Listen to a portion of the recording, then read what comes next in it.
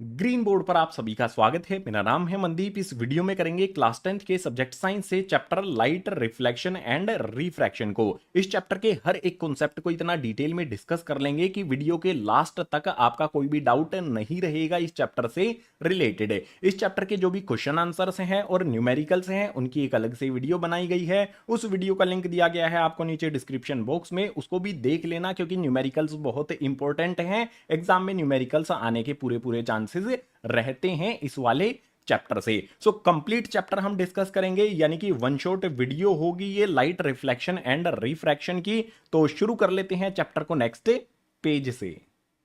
Chapter का नाम है लाइट रिफ्लेक्शन एंड रिफ्रैक्शन। सबसे पहले हमें क्या समझना चाहिए, इसमें हमें समझना पड़ेगा भाई लाइट क्या होती है। तो लाइट की डेफिनेशन में यहां पर दिया है, light is form of energy which enable us to see. Light एक ऐसी फॉर्म ऑफ एनर्जी होती है जिसकी वजह से हम सभी चीजों को देख पाते हैं। मैं तुम्हें देख पाता हूं, तुम मुझको देख पाते हो, ये पॉसिबल होता है सिर्फ लाइट की वजह से। इसके अलावा प्रॉपर्टीज की भी बात कर लेते हैं। जो भी लाइट है हमारी, उसकी क्या क्या प्रॉपर्टीज होती हैं एक एक करके समझ लेते हैं। सबसे पहले यहां पर दिया गया है हमें, it is an electromagnetic wave, it does not require any medium. जो भी लाइट है वो इलेक्ट्रोमैग्नेटिक वेव्स होती हैं, इनको किसी भी मीडियम की जरूरत नहीं होती है ट्रैवल करने के लिए। यानी कि जहां पर कुछ भी नहीं होता, वैक्यूम उस जगह को कहते हैं, वैक्यूम में भी ये इजीली ट्रैवल कर सकती है।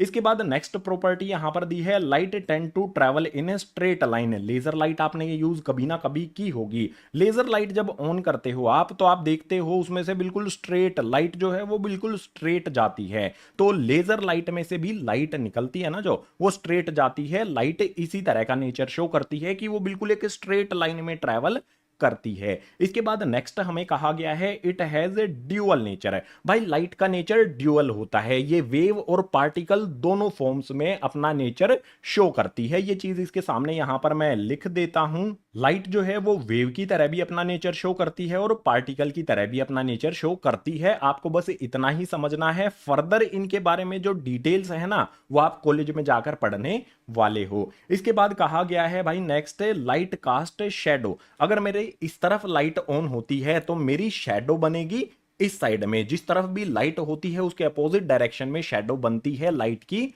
वजह से। इसके बाद आगे दिया गया है, speed of light in vacuum. Vacuum ऐसी जगह होती है जहां पर एयर भी नहीं होती है, कुछ भी नहीं होता है। तो जो भी लाइट है उसकी स्पीड वैक्यूम में कितनी होती है, इसके सामने लिख देता हूं मैं, 3 इंटू में 10⁸ मीटर पर सेकेंड। ये स्पीड ऑफ लाइट होती है वैक्यूम में। इसके बाद कहा गया है, when light fall on surface. जब लाइट किसी सरफेस पर फॉल करती है तो दो चीजें हो सकती हैं। पहला हो सकता है रिफ्लेक्शन हो जाए, दूसरा होता है रिफ्रैक्शन हो जाए। दोनों का मतलब भी समझ लेते हैं। रिफ्लेक्शन का मतलब क्या होगा, जैसे मान लो यहां पर हमारे पास एक सरफेस है, अगर कोई भी लाइट, लेजर लाइट मान लो, यहां पर मेरे पास क्या है, एक लेजर लाइट है, ठीक है। मैं इस लेजर लाइट को ऑन करता हूं, जैसे ही लाइट इस सरफेस से टकराएगी, टकराने के बाद वो मुड़ जाए अगर, तो हम कहेंगे कि भाई यहां पर इस कंडीशन में क्या हुआ है, रिफ्लेक्शन हुआ है।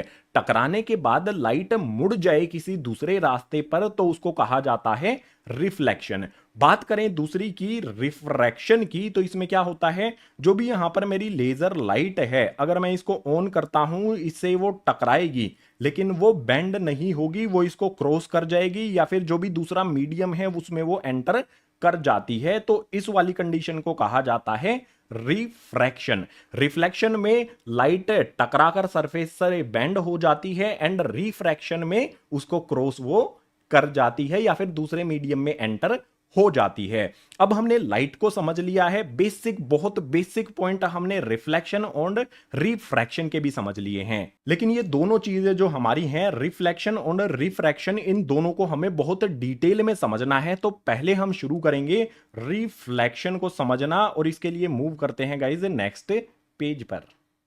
इस चैप्टर से एग्जाम में बहुत सारे न्यूमेरिकल्स आते हैं। न्यूमेरिकल्स की प्रैक्टिस करने के लिए आप कंसीडर कर सकते हो सबसे बेस्ट ओसवाल गुरुकुल का CBSE most likely question bank. ये लेटेस्ट सिलेबस और लेटेस्ट पैटर्न के अकॉर्डिंग इसको डिजाइन किया गया है। ये मैथ, साइंस और सोशल साइंस तीनों सब्जेक्ट्स के लिए अवेलेबल हैं। अगर आप एग्जाम के लिए जा रहे हो तो सबसे बेस्ट है ये क्वेश्चन बैंक से एग्जाम में इंप्रूव करने के लिए, इनको परचेज करना है तो डायरेक्ट लिंक आपको नीचे डिस्क्रिप्शन बॉक्स में दिया गया है, या फिर अमेजोन पे सर्च कर सकते हो Oswal Gurukul most likely question banks, purchase करो, प्रैक्टिस करो और एग्जाम में इंप्रूवमेंट कर लो। अब आ जाते हैं अपने कॉन्सेप्ट लाइट रिफ्लेक्शन की शुरुआत करते हैं नेक्स्ट पेज से। चैप्टर में हमारा इंपॉर्टेंट कॉन्सेप्ट शुरू होता है रिफ्लेक्शन ऑफ लाइट। क्या होता है इसकी डेफिनेशन में दिया है, when light bounce back after strike a polished surface.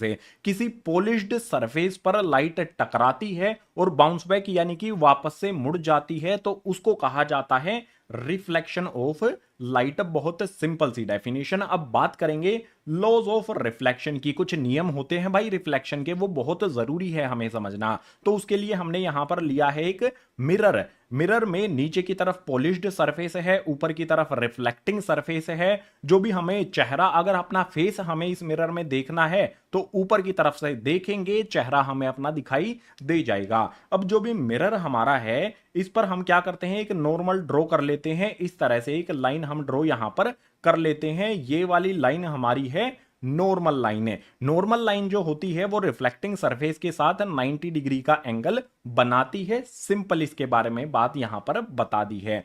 अब क्या करते हैं भाई, जो भी हमारी लाइट है ना, मान लेते हैं इस डायरेक्शन से कोई लाइट बीम है ना, लाइट रे इस तरह से आती है, ठीक है। यहां से हमारी लाइट रे ये इस तरह से आ गई, इस वाले पॉइंट पर ये टकराती है। अब ये पॉलिश्ड सरफेस है तो क्या होगा, लाइट जो है ना यहां पे टकराएगी इस वाले पॉइंट पर और बाउंस बैक हो जाएगी, मुड़ जाएगी। किस डायरेक्शन में मुड़ जाएगी भाई, लाइट ऐसे आई और इस तरफ ये मुड़ गई। जो भी हमारी लाइट रे आई थी ये वाली, इसको कहा जाता है गाइस इंसिडेंट रे, और टकराने के बाद जब ये मुड़ जाती है इसको कहा जाता है रिफ्लेक्टेड रे। इस बात का आपने ध्यान रखना। इंसिडेंट रे जो मिरर की तरफ आती है, रिफ्लेक्टेड रे जो मिरर से दूर जाती है उससे टकराने के बाद। जो भी हमारी इंसिडेंट रे है और रिफ्लेक्टेड रे है, ये नॉर्मल के साथ आप देख सकते हो यहां पर कुछ ना कुछ एंगल बनाती है। इसी एंगल की बात कर लेते हैं। सबसे पहले हमारा यहां पर इंसिडेंट रे और नॉर्मल के बीच में जो एंगल बनता है इसे कहा जाता है आई। इसको आई से शो किया जाता है, एंगल ऑफ इंसिडेंस इसको कहा जाता है। और जो रिफ्लेक्टेड रे और नॉर्मल के बीच में बनने वाला यहां पर हमारा एंगल है, इसको कहा जाता है angle r. Incident ray normal के साथ आई एंगल बनाती है और रिफ्लेक्टेड रे नॉर्मल के साथ एंगल आर बनाती है। अब आप कहोगे भैया आई एंगल क्या है, आर एंगल क्या है, तो इनके बारे में भी यहां पर लिख लेता हूं। आई एंगल होता है हमारा एंगल ऑफ इंसिडेंस और आर एंगल हमारा यहां पर हो जाता है एंगल ऑफ रिफ्लेक्शन। इन चीजों का आपने ध्यान रखना है। अब नियम की बात कर लेते हैं भाई। दो इंपॉर्टेंट नियम होते हैं। पहला नियम यहां पर हमारे सामने लिखा गया है, इसमें है angle of incident is equal to angle of reflection. जो भी हमारा एंगल ऑफ इंसिडेंस है और एंगल ऑफ रिफ्लेक्शन है, हमेशा ये एक दूसरे के इक्वल होते हैं। पहली चीज हमने यहां पर क्या समझी कि एंगल आई इक्वल्स टू में एंगल आर होता है। ये हमारा लॉ ऑफ रिफ्लेक्शन फर्स्ट वाला हमने समझा। अब सेकंड वाला क्या कहता है, incident ray, reflected ray and the normal at the point of incident all lie in same plane. जो भी हमारी यहां पर इंसिडेंट रे है, नॉर्मल है और हमारी रिफ्लेक्टेड रे है, ये सारी की सारी एक ही प्लेन में लाई करेंगी, एक ही पॉइंट पर ये होती हैं। बहुत सिंपल सा दूसरा नियम हो गया। जो भी हमारा रिफ्लेक्शन ऑफ लाइट है, डेफिनेशन समझी और इसके जो लॉज हैं, नियम हैं, वो हमने इस वाले पेज पर समझ लिए हैं। यहां पर प्रैक्टिकली एक तरह से हमने समझा है इसको। अब रिफ्लेक्शन को ही और डिटेल में समझने के लिए हमें कुछ कॉन्सेप्ट समझने पड़ेंगे। उन कॉन्सेप्ट के लिए मूव करते हैं गाइस नेक्स्ट पेज पर। रिफ्लेक्शन में आगे हम बात करते हैं स्फेरिकल मिरर्स की। बहुत डिटेल में इसको समझ लेते हैं। आपको यहां पर क्या दिखाई दे रहा है, एक सर्कल दिखाई दे रहा है, लेकिन ये सर्कल नहीं है भाई, ये है एक स्फेरिकल बॉल। इस स्फेरिकल बॉल में जो भी हमारा एम एन पार्ट है, इसको कट कर लिया जाता है तो मिरर बन जाता है।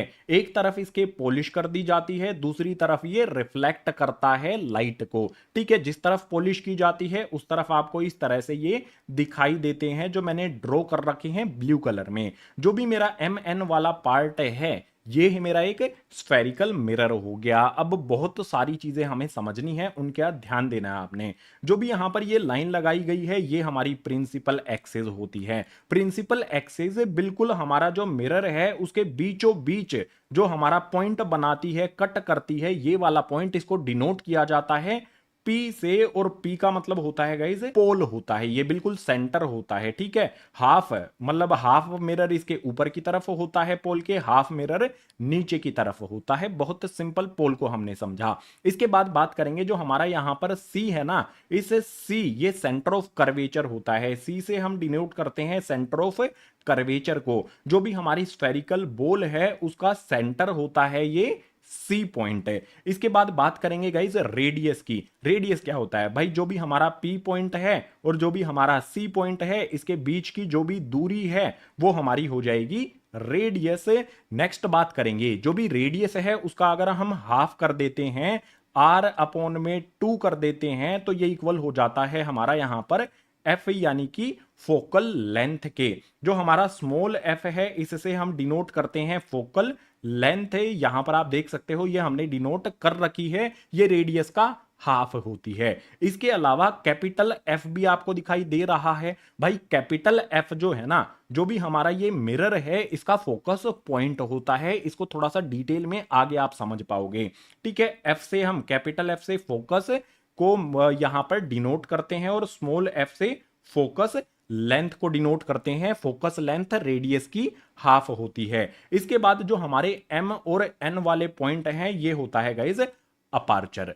ये था बेसिक पॉइंट हमारा स्फेरिकल मिरर्स के बारे में। अब आप कहोगे किस टाइप के होते हैं मिरर्स?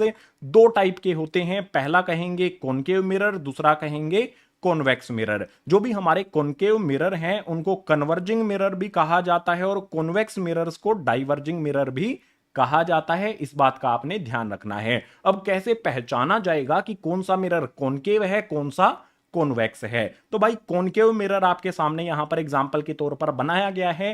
केव का मतलब क्या होता है? गुफा होती है ना केव का मतलब। तो यहां पर आप देखो जो भी इसका रिफ्लेक्टिंग सरफेस है वो एक गुफा की तरह बना हुआ है ना, एक गुफा सी यहां पर बनी हुई है, ये अंदर की तरफ धसा हुआ है, तो वो हमारा कॉनकेव मिरर हो जाता है। बिल्कुल इसी तरह से जो हमारा कॉन्वेक्स है, वैक्स का मतलब क्या होता है?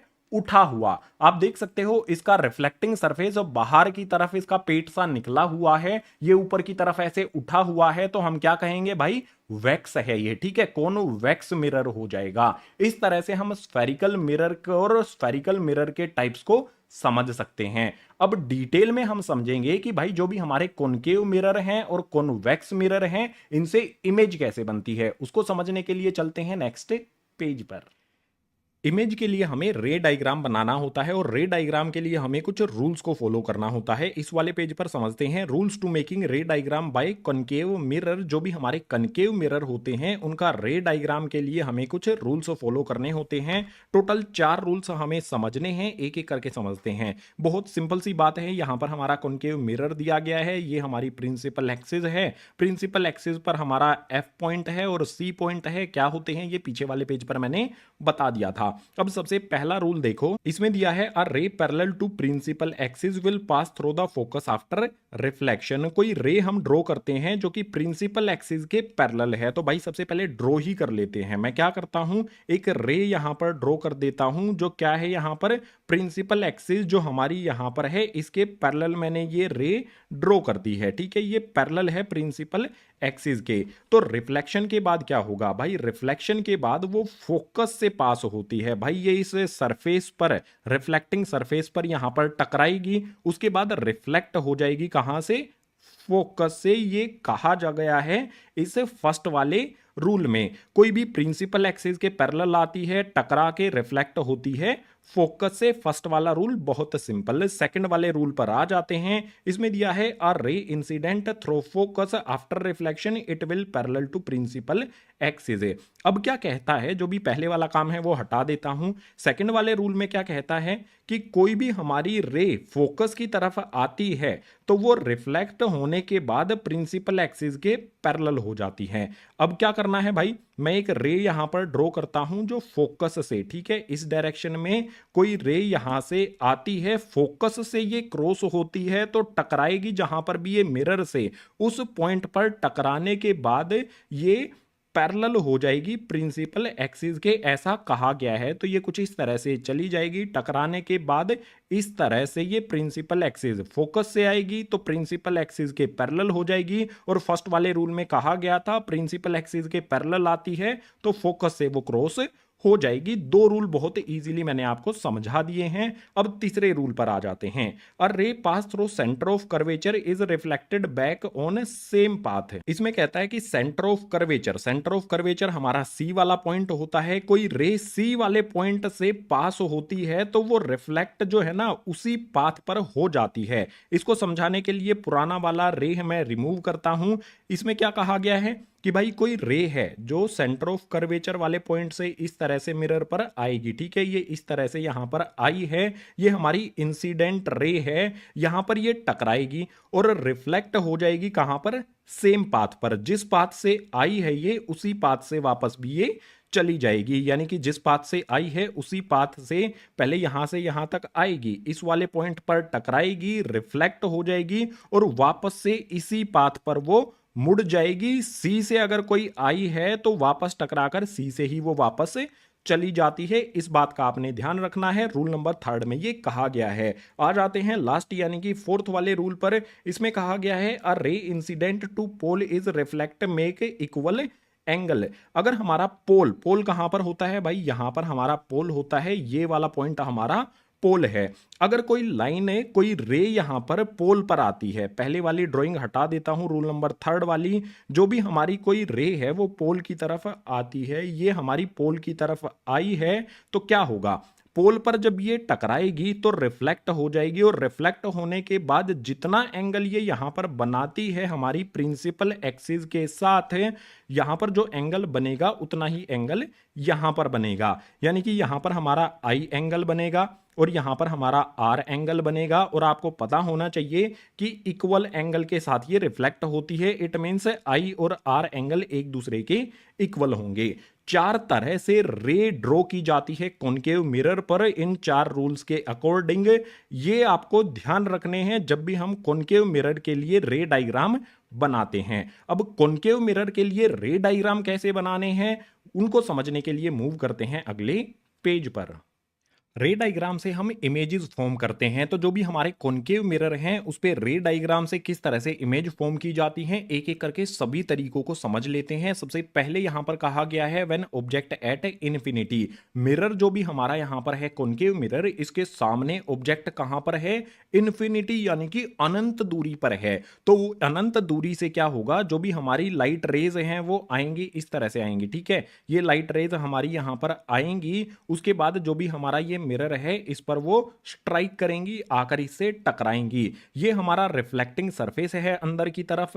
जो भी हमारी 4 लाइट रेज यहां पर मैंने ड्रॉ की हैं, ये चारों की चारों लाइट रेज रिफ्लेक्ट होंगी। अब रिफ्लेक्ट कैसे होंगी, देखो बीच में हमारी प्रिंसिपल एक्सिस है, इन्फिनिटी से जो भी लाइट रेज आई हैं ये चारों की चारों ये क्या हैं, इस बीच वाली प्रिंसिपल एक्सिस के पैरेलल हैं। रूल्स हमने पीछे वाले पेज पर पढ़े थे कि प्रिंसिपल एक्सिस के पैरेलल कोई भी लाइट रे होती है वो कहां से जाती है, फोकस से वो क्रॉस होती है। तो सबसे पहले वाली जो लाइट रे है ये यहां पर स्ट्राइक करेगी, उसके बाद रिफ्लेक्ट होके फोकस से क्रॉस हो जाएगी। इसी तरह से नीचे वाली जो हमारी लाइट रे है ये यहां पर स्ट्राइक करेगी, रिफ्लेक्ट कहां से होगी, फोकस से हो जाएगी। इसी तरह से इससे नीचे वाली लाइट रे है ये यहां पर स्ट्राइक करेगी एंड रिफ्लेक्ट कहां से हो जाएगी भाई, फोकस से हो जाएगी। उसके बाद इससे नीचे वाली भी यही करेगी भाई, यहां से फोकस से क्रॉस हो जाएगी रिफ्लेक्शन के बाद। कोई भी लाइट रे अगर हमारी प्रिंसिपल एक्सिस के पैरेलल है तो वो सारी की सारी हमारी कहां से पास हो जाएंगी, इस वाले फोकस वाले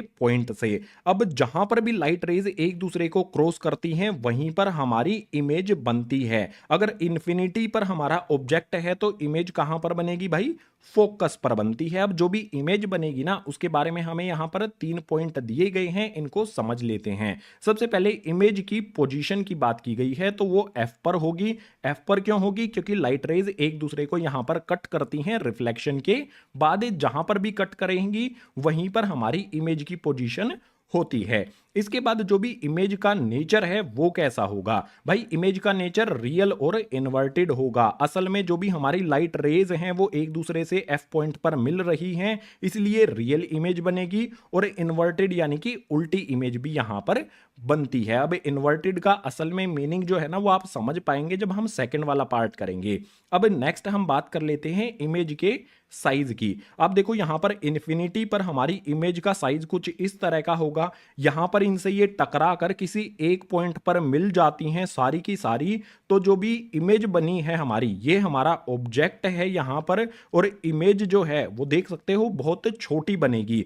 पॉइंट के साइज की इमेज बनती है फर्स्ट वाले केस में। जो भी डिटेल्स थी फर्स्ट वाले केस में, जब ऑब्जेक्ट हमारा इन्फिनिटी पर होता है उससे सारी चीजें हमने रे डायग्राम भी समझ लिया और जो इमेज बनेगी उसके बारे में भी समझ लिया। तो आ जाते हैं यहां पर सेकंड वाले पार्ट पर। सेकंड वाले पार्ट में कहता है when object is beyond C, जो हमारा सी वाला पॉइंट है इससे दूरी पर होता है हमारा ऑब्जेक्ट। तो यहां पर मैं एक ऑब्जेक्ट बना लेता हूं। मान लो ये हमारा ऑब्जेक्ट मैंने बना लिया है। चलो और थोड़ा सा बड़ा मैं इसको बना देता हूं। एक बड़ा सा ऑब्जेक्ट यहां पर मैं बना लेता हूं। ये मेरा ऑब्जेक्ट यहां पर बना दिया है मैंने। अब जो भी ऑब्जेक्ट मैंने बनाया है इसके हेड, ऊपर की तरफ हेड होता है ना, इसके हेड से मैं लाइट रेज ड्रॉ करता हूं। इसके हेड से सबसे पहले तो जो भी मेरी प्रिंसिपल एक्सिस है इसके पैरेलल एक रे यहां पर ड्रॉ कर देता हूं। भाई ये मैंने ड्रॉ कर दी। जो भी प्रिंसिपल एक्सिस के पैरेलल यहां पर मैंने लाइट रे ड्रॉ की है, पैरेलल क्या करेगी? फोकस से वो क्रॉस होती है, तो भाई ये फोकस पे जाएगी, ऐसे क्रॉस ही इधर से वो रिफ्लेक्ट हो जाएगी। ठीक है, प्रिंसिपल एक्सिस के पैरेलल आई, फोकस से ये क्रॉस हो गई। रूल हमने पीछे वाले पेज पर पढ़ा था। इसके बाद एक और लाइन में ड्रॉ कर देता हूं जो सेंटर ऑफ कर्वेचर से क्रॉस होगी। यहां पर हेड से सेंटर ऑफ कर्वेचर से होती हुई इस मिरर की तरफ जाएगी। तो इस तरह से मैं एक लाइन ड्रॉ कर देता हूं। भाई यहां पर क्या होगा? जो भी मेरी लाइन मैंने सेंटर ऑफ कर्वेचर से ड्रॉ की है, पीछे वाले पेज पर हमने रूल्स क्या पढ़े थे? सेंटर ऑफ कर्वेचर से जो भी यहां पर इंसिडेंट लाइन होगी वो उसी पाथ पर वापस चली जाती है। यानी कि यहां से हमारी रे आएगी, ठीक है, ऐसे हमारी रे आएगी और इसी पाथ पर वो वापस भी चली जाती है। भाई यहां से आई हमारी रे, उसके बाद टकरा कर ये वापस इसी पाथ पर जा रही है। जब वापस जाएगी तो ये यहां पर एक दूसरे को कट करते हैं। जहां पर भी कट करते हैं वहां पर इमेज बन जाती है। जैसे मैंने यहां पर एरो बनाया था तो उसकी इमेज ये वाला एरो बन रही है। आप देखो इसकी एरो की डायरेक्शन ऊपर की तरफ है लेकिन इमेज की डायरेक्शन इसकी नीचे है। एरो में इमेज की डायरेक्शन नीचे की तरफ है। इन्वर्टेड का मतलब समझ गए होगे आप। ठीक है, ये सीधी है, ये इन्वर्टेड यानी कि उल्टी इमेज बन रही है। अब जो भी बियॉन्ड सी पर हमारा ऑब्जेक्ट है उसकी इमेज कैसे बनेगी ये मैंने आपको बता दिया। इमेज से रिलेटेड हमारे पॉइंट्स हैं उनको समझना पड़ेगा। भाई पोजीशन कहां पर होगी? बिटवीन एफ एंड सी। आप देखो फोकस हमारा है और जहां पर हमारा सेंटर ऑफ कर्वेचर है उसके बीच में हमारी इमेज की पोजीशन होती है। रे डायग्राम में भी वहीं पर हमें मिल रही है। उसके बाद इमेज के नेचर की बात कर लेते हैं। भाई रियल होगी क्योंकि असल में हमारी लाइट रेज एक दूसरे को कट कर रही हैं तो रियल इमेज बनेगी। इन्वर्टेड यानी कि उल्टी होगी। एरो यहां पर सीधा है और यहां पर इमेज में उल्टा है तो इन्वर्टेड इमेज बनेगी। और साइज कैसा होगा? Small size. आप देख सकते हो यहां पर बड़ा साइज है ऑब्जेक्ट का लेकिन इमेज इसकी छोटी सी ही बन रही है। तो सेकंड वाले केस में अगर हमारा ऑब्जेक्ट सी से दूरी पर है तो किस तरह की इमेज बनती है उसके बारे में समझ लिया और रे डायग्राम से भी इसको हमने डिटेल में समझ लिया है। अब इसी तरह के और भी केसेस हैं कॉनकेव मिरर से इमेज बनाने के, उनके लिए मूव करेंगे नेक्स्ट पेज पर। कॉनकेव मिरर से इमेज फॉर्मेशन के लिए थर्ड वाला केस हमारे सामने है। इसमें है व्हेन ऑब्जेक्ट एट सी। अगर हमारा ऑब्जेक्ट सी पॉइंट पर होता है तो मैंने यहां पर ये एरो है, ये ऑब्जेक्ट अपना बना लिया है। अब इस ऑब्जेक्ट से मैं रेज ड्रॉ करूंगा। पहली रे मैं ड्रॉ कर लेता हूं जो हमारी प्रिंसिपल एक्सिस है इसके पैरेलल होगी। तो भाई ये मैंने पैरेलल ड्रॉ कर दी है। पैरेलल जो भी हम ड्रॉ करते हैं वो कहां से पास होती है? रूल्स में हमने पढ़ा था वो फोकस से पास हो जाती है तो भाई इस तरह से वो फोकस से पास हो जाएगी। इसके बाद क्या होगा, देखो एक और रे मुझे ड्रॉ करनी पड़ेगी। भाई एक रे नहीं, कभी भी हमें इमेज बनानी है तो कम से कम हमें दो रेज ड्रॉ करनी पड़ेंगी। एक तो यहां पर मैंने ड्रॉ कर ली, अब दूसरी कहां से ड्रॉ करेंगे भाई? दूसरी के लिए मैं क्या करता हूं, जो भी इस ऑब्जेक्ट का हेड है, इस ऑब्जेक्ट के हेड से फोकस से पास होती हुई एक रे ड्रॉ कर लेता हूं। ठीक है, यहां से फोकस से होती हुई एक मैंने यहां पर ड्रॉ कर ली है। अब जो भी हमारी फोकस से आती हुई रे है वो क्या होगी, रिफ्लेक्ट होने के बाद प्रिंसिपल एक्सिस के पैरेलल हो जाती है, रूल्स में हमने पढ़ा था। तो भाई ये रिफ्लेक्ट हो जाएगी यहां पर प्रिंसिपल एक्सिस के पैरेलल, यहां पर ये रिफ्लेक्ट होने के बाद इधर चली जाएगी। ठीक है, फोकस से आई और प्रिंसिपल एक्सिस के पैरेलल हो गई। सिंपल सी बात है। अब जहां पर भी ये एक दूसरे को कट करेंगे रिफ्लेक्ट होने के बाद वहीं पर इमेज बनती है। जो भी हमारा यहां पर सी पॉइंट है, आप देखोगे बिल्कुल यहीं पर इमेज बन रही है। ठीक है, सी वाले पॉइंट पर ही एक दूसरे को ये कट कर रही हैं यहां पर, तो इमेज कहां पर बनेगी, यहीं पर हमारी इमेज बन रही है। अगर ऑब्जेक्ट सी वाले पॉइंट पर है, सेंटर ऑफ कर्वेचर पर है, तो सेंटर ऑफ कर्वेचर पर ही इमेज बनती है। अब जो भी इमेज बनी है उससे रिलेटेड हमारे 3 पॉइंट जो हैं उनको समझ लेते हैं। सबसे पहले इमेज की पोजीशन की बात करेंगे। भाई इमेज की पोजीशन कहां पर हो जाएगी, सी पर हो जाएगी। अगर ऑब्जेक्ट सी पर है तो उसकी इमेज भी सी पर ही बनती है। इमेज के नेचर के बारे में समझ लेते हैं। भाई रियल बनेगी क्योंकि ये एक दूसरे को रियल में रेज कट कर रही हैं, और इन्वर्टेड यानी कि उल्टी बनेगी। जो भी हमारा ऑब्जेक्ट है उसमें एरो ऊपर की डायरेक्शन में है, लेकिन इमेज में एरो नीचे की डायरेक्शन में होगा। इसके अलावा इमेज के साइज की बात करते हैं तो सेम साइज रहेगा। सेंटर ऑफ कर्वेचर पर जो भी हमारा ऑब्जेक्ट है और इमेज है उनका साइज सेम रहता है। इसके बाद आ जाते हैं अपने फोर्थ वाले केस पर। इसमें दिया गया है when object between C and F है। ऑब्जेक्ट कहां पर होगा अब की बार, जो भी हमारा सी पॉइंट है, सेंटर ऑफ कर्वेचर और फोकस इन दोनों के बीच में कहीं पर भी होगा। तो भाई बीच में यहां पर मैं इस तरह से ड्रॉ कर लेता हूं। ये मेरा ऑब्जेक्ट हो गया। भाई सबसे पहले मैं क्या करता हूं, इस ऑब्जेक्ट से एक रे ड्रॉ कर लेता हूं जो कि पैरेलल होगी प्रिंसिपल एक्सिस के। ये वाली रे मैंने ड्रॉ कर ली है, प्रिंसिपल एक्सिस के ये पैरेलल है। अगर प्रिंसिपल एक्सिस के ये पैरेलल है तो टकराने के बाद पास होती है कहां से, फोकस से। ठीक है, इस तरह से ये पास हो जाएगी फोकस से। एक तरह से सीधी लाइन ड्रॉ कर देता हूं, रब करके दोबारा से स्ट्राइक करके ये फोकस से इस तरह से पास होगी। ठीक है, अब की बार मैंने सीधी लाइन ड्रॉ कर दी है। अब सेकंड लाइन कहां से ड्रॉ कर सकता हूं, भाई जो भी ऑब्जेक्ट का हेड है इस हेड से मैं इस पोल पर कर सकता हूं एक लाइन ड्रॉ। तो यहां से मैं इस पोल पर इस तरह से लाइन ड्रॉ कर देता हूं। पोल पर जो भी लाइन यहां पर, पोल पर जो भी रे आती है, जितना एंगल वो यहां पर बनाती है उतने ही एंगल के साथ रिफ्लेक्ट भी हो जाती है। रूल्स में हमने पढ़ा था। तो ये इस तरह से रिफ्लेक्ट हो जाएगी और कहीं दूर ये जाकर एक दूसरे से मिलती हैं। आप देख सकते हो यहां इस वाले पॉइंट पर ये एक दूसरे से मिल रही हैं। तो इमेज कहां बनती है, जहां पर भी वे एक दूसरे से मिलती हैं, इस वाले पॉइंट पर मिलती हैं, तो यहां पर इस तरह से इमेज बन जाएगी। आप देख सकते हो ऑब्जेक्ट यहां पर है, इसकी इमेज यहां पर बनती है। अब जो भी इमेज बनी है इस इमेज से रिलेटेड जो भी हमारे 3 पॉइंट हैं उनको समझ लो। हमारा ऑब्जेक्ट सी और एफ के बीच में है तो इमेज की पोजीशन कहां पर हो जाएगी, बियॉन्ड सी, यानी कि जो भी हमारा सेंटर ऑफ कर्वेचर है उससे दूरी पर। जो भी हमारा यहां पर रे डायग्राम है उसमें भी सी से दूरी पर ही बन रही है। इसके बाद इमेज का नेचर कैसा होगा, रियल एंड इन्वर्टेड। असल में जो भी हमारी लाइट रेज हैं वो एक दूसरे को यहां पे कट कर रही हैं तो रियल इमेज बनेगी, और इन्वर्टेड यानी कि उल्टी भी बन रही है। प्रिंसिपल एक्सिस के नीचे की तरफ जो भी इमेजेस बनती हैं वो सारी की सारी इन्वर्टेड होती हैं। साइज की बात करें अगर इमेज की तो एनलार्ज्ड, यानी कि जितना हमारा ऑब्जेक्ट है उससे बड़ी इमेज यहां पर बन रही है। कंपैरिजन भी आप यहां पर कर सकते हो ऑब्जेक्ट और इमेज का, इमेज यहां पर बड़ी बन रही है। जो भी हमारे रे डायग्राम थे कॉनकेव मिरर के, टोटल 4 केस हमने समझ लिए हैं। रे डायग्राम कैसे बनेगा और इमेज से रिलेटेड भी हमने पॉइंट्स क्लियर कर लिए हैं, लेकिन अभी भी कुछ चीजें बची हैं, उनके लिए मूव करते हैं नेक्स्ट पेज पर।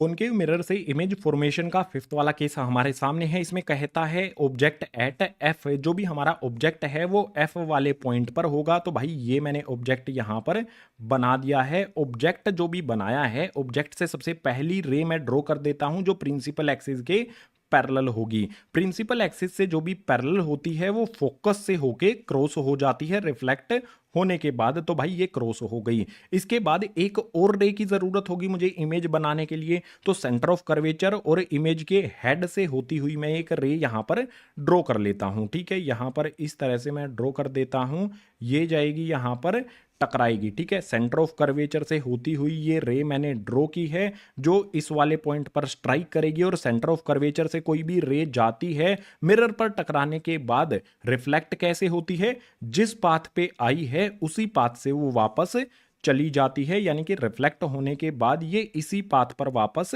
आ जाएगी। रूल्स में हमने पढ़ा था ना, वही चीज यहां पर देखने को मिलेगी। अब यहां पर आप ध्यान से देखो, जो भी हमारी रिफ्लेक्टेड रे हैं दोनों की दोनों एक तरह से पैरेलल हो गई हैं भाई, एक दूसरे से हर जगह पर बराबर इनकी दूरी है। तो भाई ये तो एक दूसरे से कहीं पर भी मिलेंगी ही नहीं, अगर मिलेंगी नहीं तो इमेज कहां पर बनेगी भाई। कभी भी इस तरह की सिचुएशन आपको मिल जाए जब रेज एक दूसरे से बिल्कुल पैरेलल हो जाएं, तो इमेज बनती है हमेशा इन्फिनिटी पर। ठीक है, इस बात का आपने ध्यान रखना है। तो फिफ्थ वाले केस में जो भी इमेज है उससे रिलेटेड हमारे पॉइंट्स दिए गए हैं।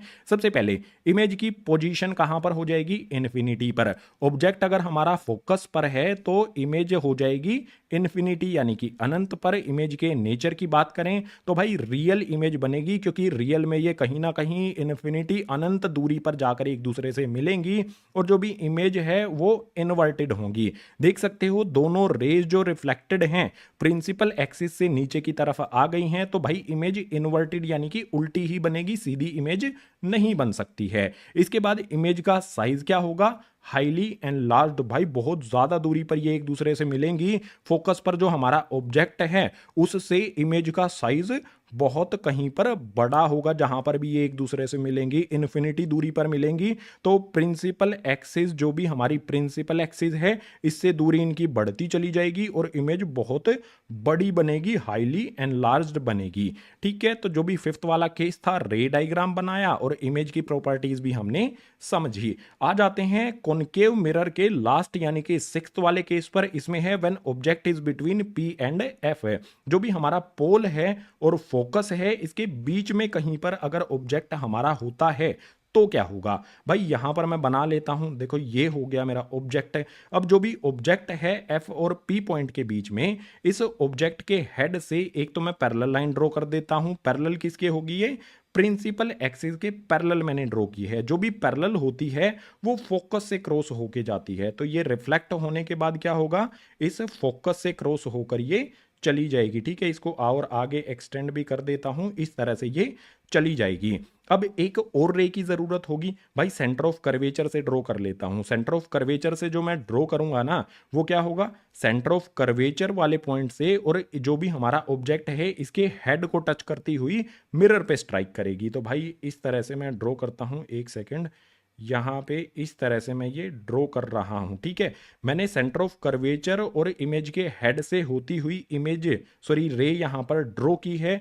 जिस पाथ पर ये गई है सेंटर ऑफ कर्वेचर से, तो उसी पाथ पर वापस आ जाती है। रूल्स में हमने ये समझ लिया था। अब इसको ध्यान से देखोगे ना, ये वाली रे रिफ्लेक्ट होकर आई है, ये वाली भी रिफ्लेक्ट होकर आई है। जो भी रिफ्लेक्ट होने के बाद आई है वापस से, उनको अगर आप ध्यान से देखोगे, यहां पर उनके बीच की दूरी, यहां पर इनके बीच की दूरी, इनके बीच की दूरी बढ़ती जा रही है। यानी कि इस डायरेक्शन में ये एक दूसरे से दूर जाएंगी, पास तो आएंगी नहीं। अगर पास नहीं आएंगी तो इस डायरेक्शन में एक दूसरे से ये कभी भी नहीं मिलेंगी। तो भाई इमेज कैसे बनेगी, अगर रिफ्लेक्टेड रे एक दूसरे से मिलेंगी ही नहीं तो भाई इमेज बनाने के लिए हमें क्या करना पड़ेगा, जो भी ये फोकस के बाद रिफ्लेक्ट हुई है इस डायरेक्शन में, इसके अपोजिट जो डायरेक्शन है ना उसमें हमें इसको एक्सटेंड करना पड़ेगा मिरर के पीछे की साइड।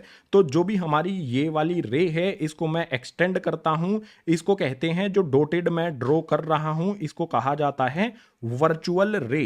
वर्चुअल रे हमेशा डॉटेड ड्रॉ की जाती है। बिल्कुल इसी तरह से सेंटर ऑफ कर्वेचर से जो रिफ्लेक्टेड है इसके अपोजिट भी मैं क्या करूंगा, मिरर के पीछे इसको भी इसी तरह से डॉटेड मैं बना दूंगा। जहां पर भी ये एक दूसरे को मिरर के पीछे कट करेंगी, इस वाले पॉइंट पर ये कट कर रही हैं, यहीं पर इमेज बन जाएगी। इमेज यहां पर कट करेंगी जहां पर, वहां पर इमेज बन जाएगी। अब आप यहां पर एक चीज देखो, फोकस और पोल के बीच में हमारा ऑब्जेक्ट रखा गया है, इमेज इस साइड तो बनेगी नहीं, तो भाई हमने पीछे की तरफ डॉटेड रेज ड्रॉ कर ली, इमेजिनरी रेज ड्रॉ कर ली हैं, तो उसके पीछे इमेज यहां पर बनती हुई हमें दिख रही है।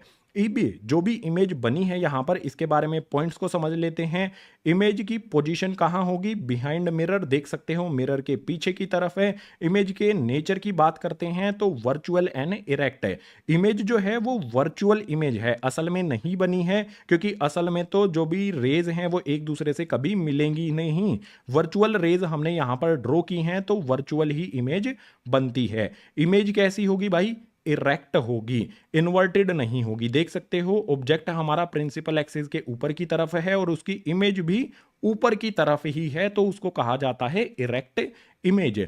इसके बाद इमेज की साइज की बात कर लेते हैं। एनलार्ज्ड यानी कि बड़ा होगा। ऑब्जेक्ट आप देख सकते हो छोटा सा है, उसकी इमेज आप देख सकते हो यहां पर रे डायग्राम में बड़ी बन रही है, तो साइज एनलार्ज्ड हो जाएगा। जो भी हमारे कॉनकेव मिरर हैं उनकी इमेज फॉर्मेशन के टोटल 6 केसेस बुक में दिए गए हैं। 6 के 6 केसेस हमने समझ लिए हैं। इसके साथ साथ जो भी इमेज बनती है उनकी प्रॉपर्टीज भी हमने समझ ली हैं। तो कॉनकेव मिरर वाला इमेज फॉर्मेशन का रे डायग्राम हो जाता है कंप्लीट। अब आप एक बात मुझे बताओ कि भाई कॉनकेव मिरर के यूजेस क्या क्या होते हैं। अगर ये जानना है तो उसके लिए मूव करना होगा हमें अगले पेज पर। जो भी हमने कॉनकेव मिरर के रे डायग्राम पीछे वाले पेजेस पर समझे हैं, अब बारी आ जाती है कि भाई कॉनकेव मिरर के यूजेस क्या क्या हैं। टोटल 4 यूज तो यहां पर लिखे गए हैं, इनसे अलग भी बहुत सारे यूजेस होते हैं, वो आपने नीचे कमेंट मुझे करके बता देने हैं। सबसे पहले यूज की बात कर लेते हैं भाई। टॉर्च में यूज किया जाता है कॉनकेव मिरर, ठीक है। उसके बाद सर्च लाइट जो होती हैं उसमें भी यूज किया जाता है। व्हीकल की जो हेडलाइट्स होती हैं पावरफुल बीम प्राप्त करने के लिए भी इसका यूज किया जाता है। 3 यूजेस बता दिए हैं मैंने एक ही पॉइंट में, समझ गए। तो अगला पॉइंट समझो, used by dentist to see large image of teeth. Dentist के पास इस तरह के इक्विपमेंट्स आपने देखे होंगे, वो भी क्या होते हैं, कॉनकेव मिरर होते हैं, ताकि जो टिथ है उसकी बड़ी इमेज दिखाई दे सके, इसीलिए डेंटिस्ट भी कॉनकेव मिरर्स का यूज करते हैं। इसके बाद दिया गया है used for shaving to see large image. Shaving से मुझे याद आया, मैंने भी बहुत दिनों से शेविंग नहीं की है, तो मुझे भी बहुत जल्दी हो सकता है कॉनकेव मिरर का यूज करना पड़े शेविंग करने के लिए। शेविंग करने के लिए लार्ज इमेज देखते हैं हम। शेविंग करने के लिए कहीं कट वगैरह ना लग जाए, वैसे मैं ट्रिम करता हूं ट्रिमर से, तो जो भी शेविंग करते हैं लार्ज इमेज देखने के लिए अपने फेस की, इस कॉनकेव मिरर का यूज वो करते हैं। इसके अलावा जो सोलर फर्नेसेस होते हैं, सोलर कुकर होते हैं, उसमें भी कॉनकेव मिरर का यूज किया जाता है। जो भी कॉनकेव मिरर के यूजेस थे वो हमने इस वाले पेज पर समझे। तो कॉनकेव मिरर वाला कॉन्सेप्ट हमारा बिल्कुल खत्म हो जाता है। अब नेक्स्ट पेज से हम शुरू करेंगे कॉन्वेक्स मिरर को। जो भी हमारा कॉन्वेक्स मिरर है उसके रे डायग्राम के लिए भी हमें रूल्स को समझना पड़ेगा। रूल्स समझने से पहले जो भी हमारा कॉन्वेक्स मिरर होता है उसके फोकस और सेंटर ऑफ कर्वेचर दोनों बिहाइंड द मिरर यानी कि मिरर के पीछे की तरफ होते हैं। मिरर का फेस जो है यहां पर है और इस फेस के पीछे की तरफ फोकस और सेंटर ऑफ कर्वेचर रहते हैं। अब सबसे पहला रूल यहां पर देख लेते हैं, इसमें क्या कहा गया है। A ray parallel to the principal axis appear to diverge from the focus point है। अगर मैं कोई पैरेलल रे ड्रॉ करता हूं प्रिंसिपल एक्सिस के, चलो ड्रॉ कर देता हूं, ये मैंने एक रे यहां पर ड्रॉ कर दी है। जो प्रिंसिपल एक्सिस है हमारी यहां पर, इसके पैरेलल मैंने ये ड्रॉ कर दी है, तो ये हमें कैसी लगेगी, हमें ऐसा लगेगा ये डाइवर्ज जब हो जाएगी, रिफ्लेक्ट हो जाएगी, तो हमें ऐसा लगेगा यहां से इसकी डाइवर्ज वाली मैं ड्रॉ कर देता हूं, ये इस तरह से डाइवर्ज हो जाएगी। हमें ऐसा लगेगा यहां से कोई पर्सन अगर इसको देखेगा तो उसे ऐसा लगेगा कि ये रे जो है ना फोकस से आ रही है, ठीक है। यहां से ऐसा लगेगा कि ये फोकस जो भी हमारा है वहां से ये आ रही है। तो बिहाइंड द मिरर जब भी हम ड्रॉ करेंगे इस तरह की डॉटेड लाइन से डॉटेड रे हमें ड्रॉ कर देनी है। बहुत सिंपल सी बात यहां पर हमने समझ ली रूल नंबर 1 से। इसके बाद नेक्स्ट वाला रूल कहता है a ray is toward the focus will parallel to principal axis. अब इसका उल्टा कर देते हैं भाई, जो भी हमने ड्रॉ किया है ना इस वाले पार्ट को मैं हटा देता हूं। मैं क्या करता हूं, अब की बार जो भी फोकस है ना उसकी तरफ एक लाइन ड्रॉ करता हूं, वो प्रिंसिपल एक्सिस के पैरेलल हो जाएगी। भाई देखो फोकस कहां पर है, ये रहा, इसकी तरफ मैं एक लाइन इस तरह से ड्रॉ करता हूं कि भाई ये फोकस की तरफ चली जाए। ठीक है, मैंने इस तरह से एक रे ड्रॉ की है कि भाई ये फोकस की तरफ जा रही है, लेकिन फोकस से पहले ही ये मिरर के इस पॉइंट पर स्ट्राइक करेगी, स्ट्राइक करके रिफ्लेक्ट हो जाएगी और पैरेलल हो जाएगी कहां पर, प्रिंसिपल एक्सिस के पैरेलल ये हो जाएगी। ये बताता है हमें रूल नंबर 2। इसके बाद रूल नंबर 3 की बात करते हैं। इसमें कहा गया है ए रे is toward the centre of curvature reflect back on the same path है। अगर मैं कोई रे ड्रॉ करता हूं सेंटर ऑफ कर्वेचर की तरफ है, सेंटर ऑफ कर्वेचर भी बिहाइंड द मिरर होता है। मान लो यहां से मैं कोई रे ड्रॉ करता हूं, ठीक है, ये कहां पर जा रही है भाई, सेंटर ऑफ कर्वेचर की तरफ जा रही है। ये रे इस सेंटर ऑफ कर्वेचर मतलब सेंटर ऑफ कर्वेचर पर जाने से पहले ही इस पॉइंट पर स्ट्राइक करेगी और रिफ्लेक्ट हो जाएगी। जिस पाथ पे आई है उसी पाथ से वापस ये रिफ्लेक्ट हो जाती है अगर सेंटर ऑफ कर्वेचर की तरफ कोई भी रे आती है कॉन्वेक्स मिरर में। इसके बाद नेक्स्ट कहा गया है a ray incident to pole reflect with same angle. और जो भी हमारा यहां पर पोल है इसकी तरफ कोई रे आती है, जैसे मान लो पोल की तरफ ये रे आई है, जितना एंगल ये प्रिंसिपल एक्सिस के साथ यहां बनाती है उसको हम कहेंगे एंगल आई। उसके बाद ये रिफ्लेक्ट हो जाएगी उतने ही एंगल से, ठीक है, यहां से ये इस तरह से रिफ्लेक्ट हो जाएगी और उतना ही यहां पर एंगल बन जाएगा। जो भी एंगल ऑफ इंसिडेंट है और एंगल ऑफ रिफ्लेक्शन है वे दोनों इक्वल रहेंगे। जितने एंगल से ये आके इस पे स्ट्राइक करेगी पोल पर उतने एंगल से ही ये चली जाती है, रिफ्लेक्ट हो जाती है। बहुत सिंपल सी यहां पर 4 रूल बताए गए हैं, चारों का मैंने एक्सप्लेनेशन दे दिया है रे डायग्राम बनाकर। अब कॉन्वेक्स मिरर से जो इमेज फॉर्मेशन है रे डायग्राम की हेल्प से समझते हैं कैसे होगी। उसके लिए चलना होगा हमें अगले पेज पर। कॉन्वेक्स मिरर में इमेज फॉर्मेशन के हमें रे डायग्राम बनाने होंगे और टोटल 2 केस होते हैं इमेज फॉर्मेशन के। सबसे पहला केस होता है when object at infinity, infinity पर हमारा ऑब्जेक्ट है, ठीक है, तो ये हमारा ऑब्जेक्ट हो गया इन्फिनिटी पर, इसके सामने यहां पर रखा गया है कॉन्वेक्स मिरर। तो इमेज कैसे बनेगी, इमेज के लिए क्या करना होगा हमें, जो भी हमारा इन्फिनिटी पर ऑब्जेक्ट है उस ऑब्जेक्ट से इस तरह से प्रिंसिपल एक्सिस के पैरेलल हमें लाइन से ड्रॉ करनी होगी, ठीक है, इस तरह से हमें लाइन से ड्रॉ कर देनी है। अब यहां पर आप ध्यान से देखो, जो भी हमारी ये लाइंस रेज हैं ये हमने प्रिंसिपल एक्सिस के पैरेलल ड्रॉ की हैं। तो पैरेलल जो भी होंगी वो रिफ्लेक्ट कैसे होती हैं, जो भी हमारा फोकस होता है ना उसकी तरफ से वो रिफ्लेक्ट होती हैं। तो जहां पर भी इस वाले पॉइंट पे इसने स्ट्राइक किया ये रिफ्लेक्ट हो जाएगी, इस तरह से ये रिफ्लेक्ट हो जाएगी। अगर मैं इसके बिहाइंड द मिरर लेके जाऊंगा, जो भी मेरी ये रिफ्लेक्ट होने के बाद है ना, इसको मैं बिहाइंड द मिरर लेके जाऊंगा तो ये कहां पर जाएगी, डॉटेड मुझे ड्रॉ करनी पड़ेगी, ये फोकस से होती हुई क्रॉस होगी। वर्चुअल वाली रे जब हम ड्रॉ करेंगे बिहाइंड द मिरर, बिल्कुल इसी तरह से जो ऊपर वाली हमारी यहां पर आई है इसको भी अगर मैं रिफ्लेक्ट होने के बाद ये इस तरह से मूव कर जाएगी। अगर मैं इसको बिहाइंड द मिरर लेके जाऊंगा तो ऐसा लगेगा कि ये कहां पर जा रही है, फोकस से जा रही है। यानी कि जो भी रेज हैं वो फोकस पर मिलती हुई हमें प्रतीत होंगी, अपीयर होंगी। तो इमेज कहां पर बनेगी भाई, फोकस पर इमेज बन जाएगी। अब जो भी इमेज बनी है उसके प्रॉपर्टीज क्या क्या हो जाएंगी, यहां पर 3 प्रॉपर्टीज हैं, एक एक करके समझ लेते हैं। इमेज की पोजीशन की बात कर लेते हैं, एफ यानी कि फोकस होगा, फोकस पर बनेगी। अब जो भी बनती है ना इमेज हमारे कॉन्वेक्स मिरर में, इमेज हमेशा बिहाइंड द मिरर यानी कि मिरर के पीछे ही बनती है। इस बात का आपने ध्यान रखना है हर एक केस में। तो इमेज जो है वो एफ पर बनेगी और इसके साथ साथ में ये भी लिख सकते हैं बिहाइंड द मिरर। इसके बाद इमेज के नेचर की बात कर लेते हैं, तो वर्चुअल इमेज होगी, क्योंकि भाई देख सकते हो वर्चुअल रेज से इमेज बन रही है तो वो वर्चुअल इमेज ही होती है। इरेक्ट होगी यानी कि जो भी हमारी इन्फिनिटी पर ऑब्जेक्ट है उसकी इमेज भी बिल्कुल सीधी ही बनेगी। और जो साइज होगा फर्स्ट वाले केस में वो पॉइंट साइज हो जाएगा, देख सकते हो ये बिल्कुल छोटी सी इमेज बनेगी, पैरेलल एक्सिस के ऊपर ही बन जाएगी। बहुत सिंपल से फर्स्ट केस और इमेज जो बनेगी उसकी प्रॉपर्टीज हमने समझ ली रे डायग्राम के साथ में।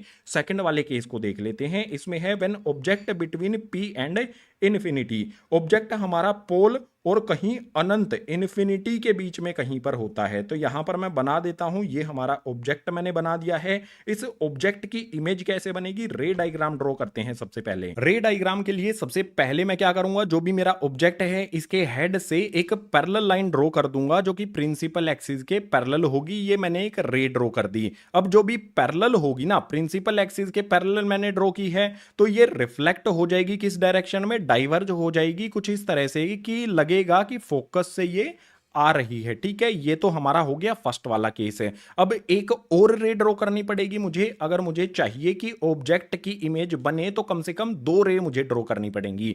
दूसरी रे कैसे ड्रॉ करूं भाई, दूसरी रे के लिए मैं क्या करता हूं, ऑब्जेक्ट के हेड यानी कि सिर से मैं जो भी हमारा सेंटर ऑफ कर्वेचर है ना, इस डायरेक्शन में हेड से मैं सेंटर ऑफ कर्वेचर की तरफ लाइन ड्रॉ करता हूं। डॉटेड नहीं करेंगे भाई, यहां पर होगी हमारी इस तरह से। ठीक है, मैंने क्या किया है, यहां पर जो भी लाइन ड्रॉ की है वो सेंटर ऑफ कर्वेचर की तरफ इस तरह से ड्रॉ की है। अब एक बात का आपने ध्यान रखना है, बिहाइंड द मिरर जो है ना, वो लाइन हम इस तरह से ड्रॉ नहीं कर सकते हैं, वो हमें डॉटेड लाइन ड्रॉ करनी पड़ेगी। तो इसे फिर से रब करके मैं ड्रॉ कर देता हूं। ये लाइन मैंने की है सेंटर ऑफ कर्वेचर की तरफ है, और ये यहां पर स्ट्राइक करेगी, जो भी मिरर है इसके इस वाले पॉइंट पर स्ट्राइक करेगी सेंटर ऑफ कर्वेचर पर। जहां पर भी स्ट्राइक करेगी सेंटर ऑफ कर्वेचर की तरफ अगर हमने ड्रॉ की है, तो उसी पाथ पर वो वापस से मूव हो जाती है। लेकिन इसी रे को हम बिहाइंड द मिरर लेके जाएंगे तो ये इस तरह से लगेगा कि भाई सेंटर ऑफ कर्वेचर की तरफ ये जा रही है। तो इमेज कहां पर बनेगी भाई, देखो फोकस से पहले ही, अगर आप बहुत ध्यान से देखोगे तो फोकस से पहले ही यहां पर जो वर्चुअल रेज हैं वो एक दूसरे को मीट कर रही हैं। तो यहां कहीं पर इमेज जो येलो कलर है ना आपको दिखाई दे रहा है, यहां कहीं इमेज बन जाएगी जहां पर भी हमारी ये वर्चुअल रेज एक दूसरे को मीट करती हैं। फोकस से पहले ही बन जाती है इसमें। रे डायग्राम हमने समझा, अब जो इमेज बनी है उसके बारे में चीजें समझते हैं। इमेज की पोजीशन कहां पर होगी, बिटवीन P एंड F, जो भी हमारा पोल है और फोकस है इसके बीच में कहीं पर इमेज बन जाती है। इमेज के नेचर की बात करें तो भाई वर्चुअल इमेज होती है, क्योंकि वर्चुअल रेज से बनी होती है। इरेक्ट यानी कि सीधी बनती है। इसके अलावा इमेज का साइज क्या होता है, स्मॉल साइज होता है। देख सकते हो ऑब्जेक्ट बड़ा है और जो इमेज बनी है वो बहुत छोटी सी बनती है, पॉइंट साइज से थोड़ी सी बड़ी बनती है। इस बात का आपने ध्यान रखना है। जो भी कॉन्वेक्स मिरर के इमेज फॉर्मेशन थी, 2 ही केस हमें समझने थे, दोनों केस हमने समझ लिए हैं इमेज की प्रॉपर्टीज के साथ में। अब जो हमारा कॉन्वेक्स मिरर होता है इसके यूजेस क्या क्या हैं इसको समझना पड़ेगा हमें। उसके लिए मूव करते हैं नेक्स्ट पेज पर। जो भी हमारे कॉन्वेक्स मिरर हैं उनके यूजेस क्या क्या होते हैं ये जरूर पता होना चाहिए। एग्जाम में इससे रिलेटेड 1 या 2 नंबर का क्वेश्चन हर बार देखने को मिलता है। तो सबसे पहला यूज क्या है, used in rear view mirrors in vehicles.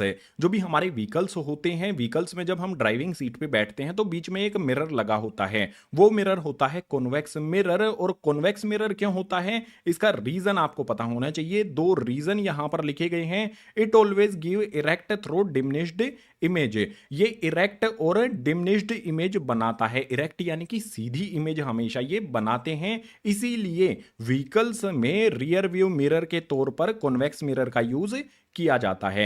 इसके अलावा it have wider field of view, इनका फील्ड ऑफ व्यू जो है ना वो वाइड होता है। कोई ट्रक भी आ रहा होगा ना पीछे से, उसको भी मिरर में छोटा करके ये दिखा देता है ताकि हमें क्लियर दिख जाए कि भाई रोड पे ट्रक के अलावा और कौन कौन से व्हीकल्स हैं उसके साइड में, और ड्राइविंग हमारी फैसिबल हो जाए, इजी हो जाए ड्राइव करना। तो रियर व्यू मिरर जो है व्हीकल्स में वो यूज किया जाता है कॉन्वेक्स मिरर को। इसके अलावा यहां पर नेक्स्ट दिया गया है, used in blind turns on point of merging traffic to facilitate vision of both side traffic.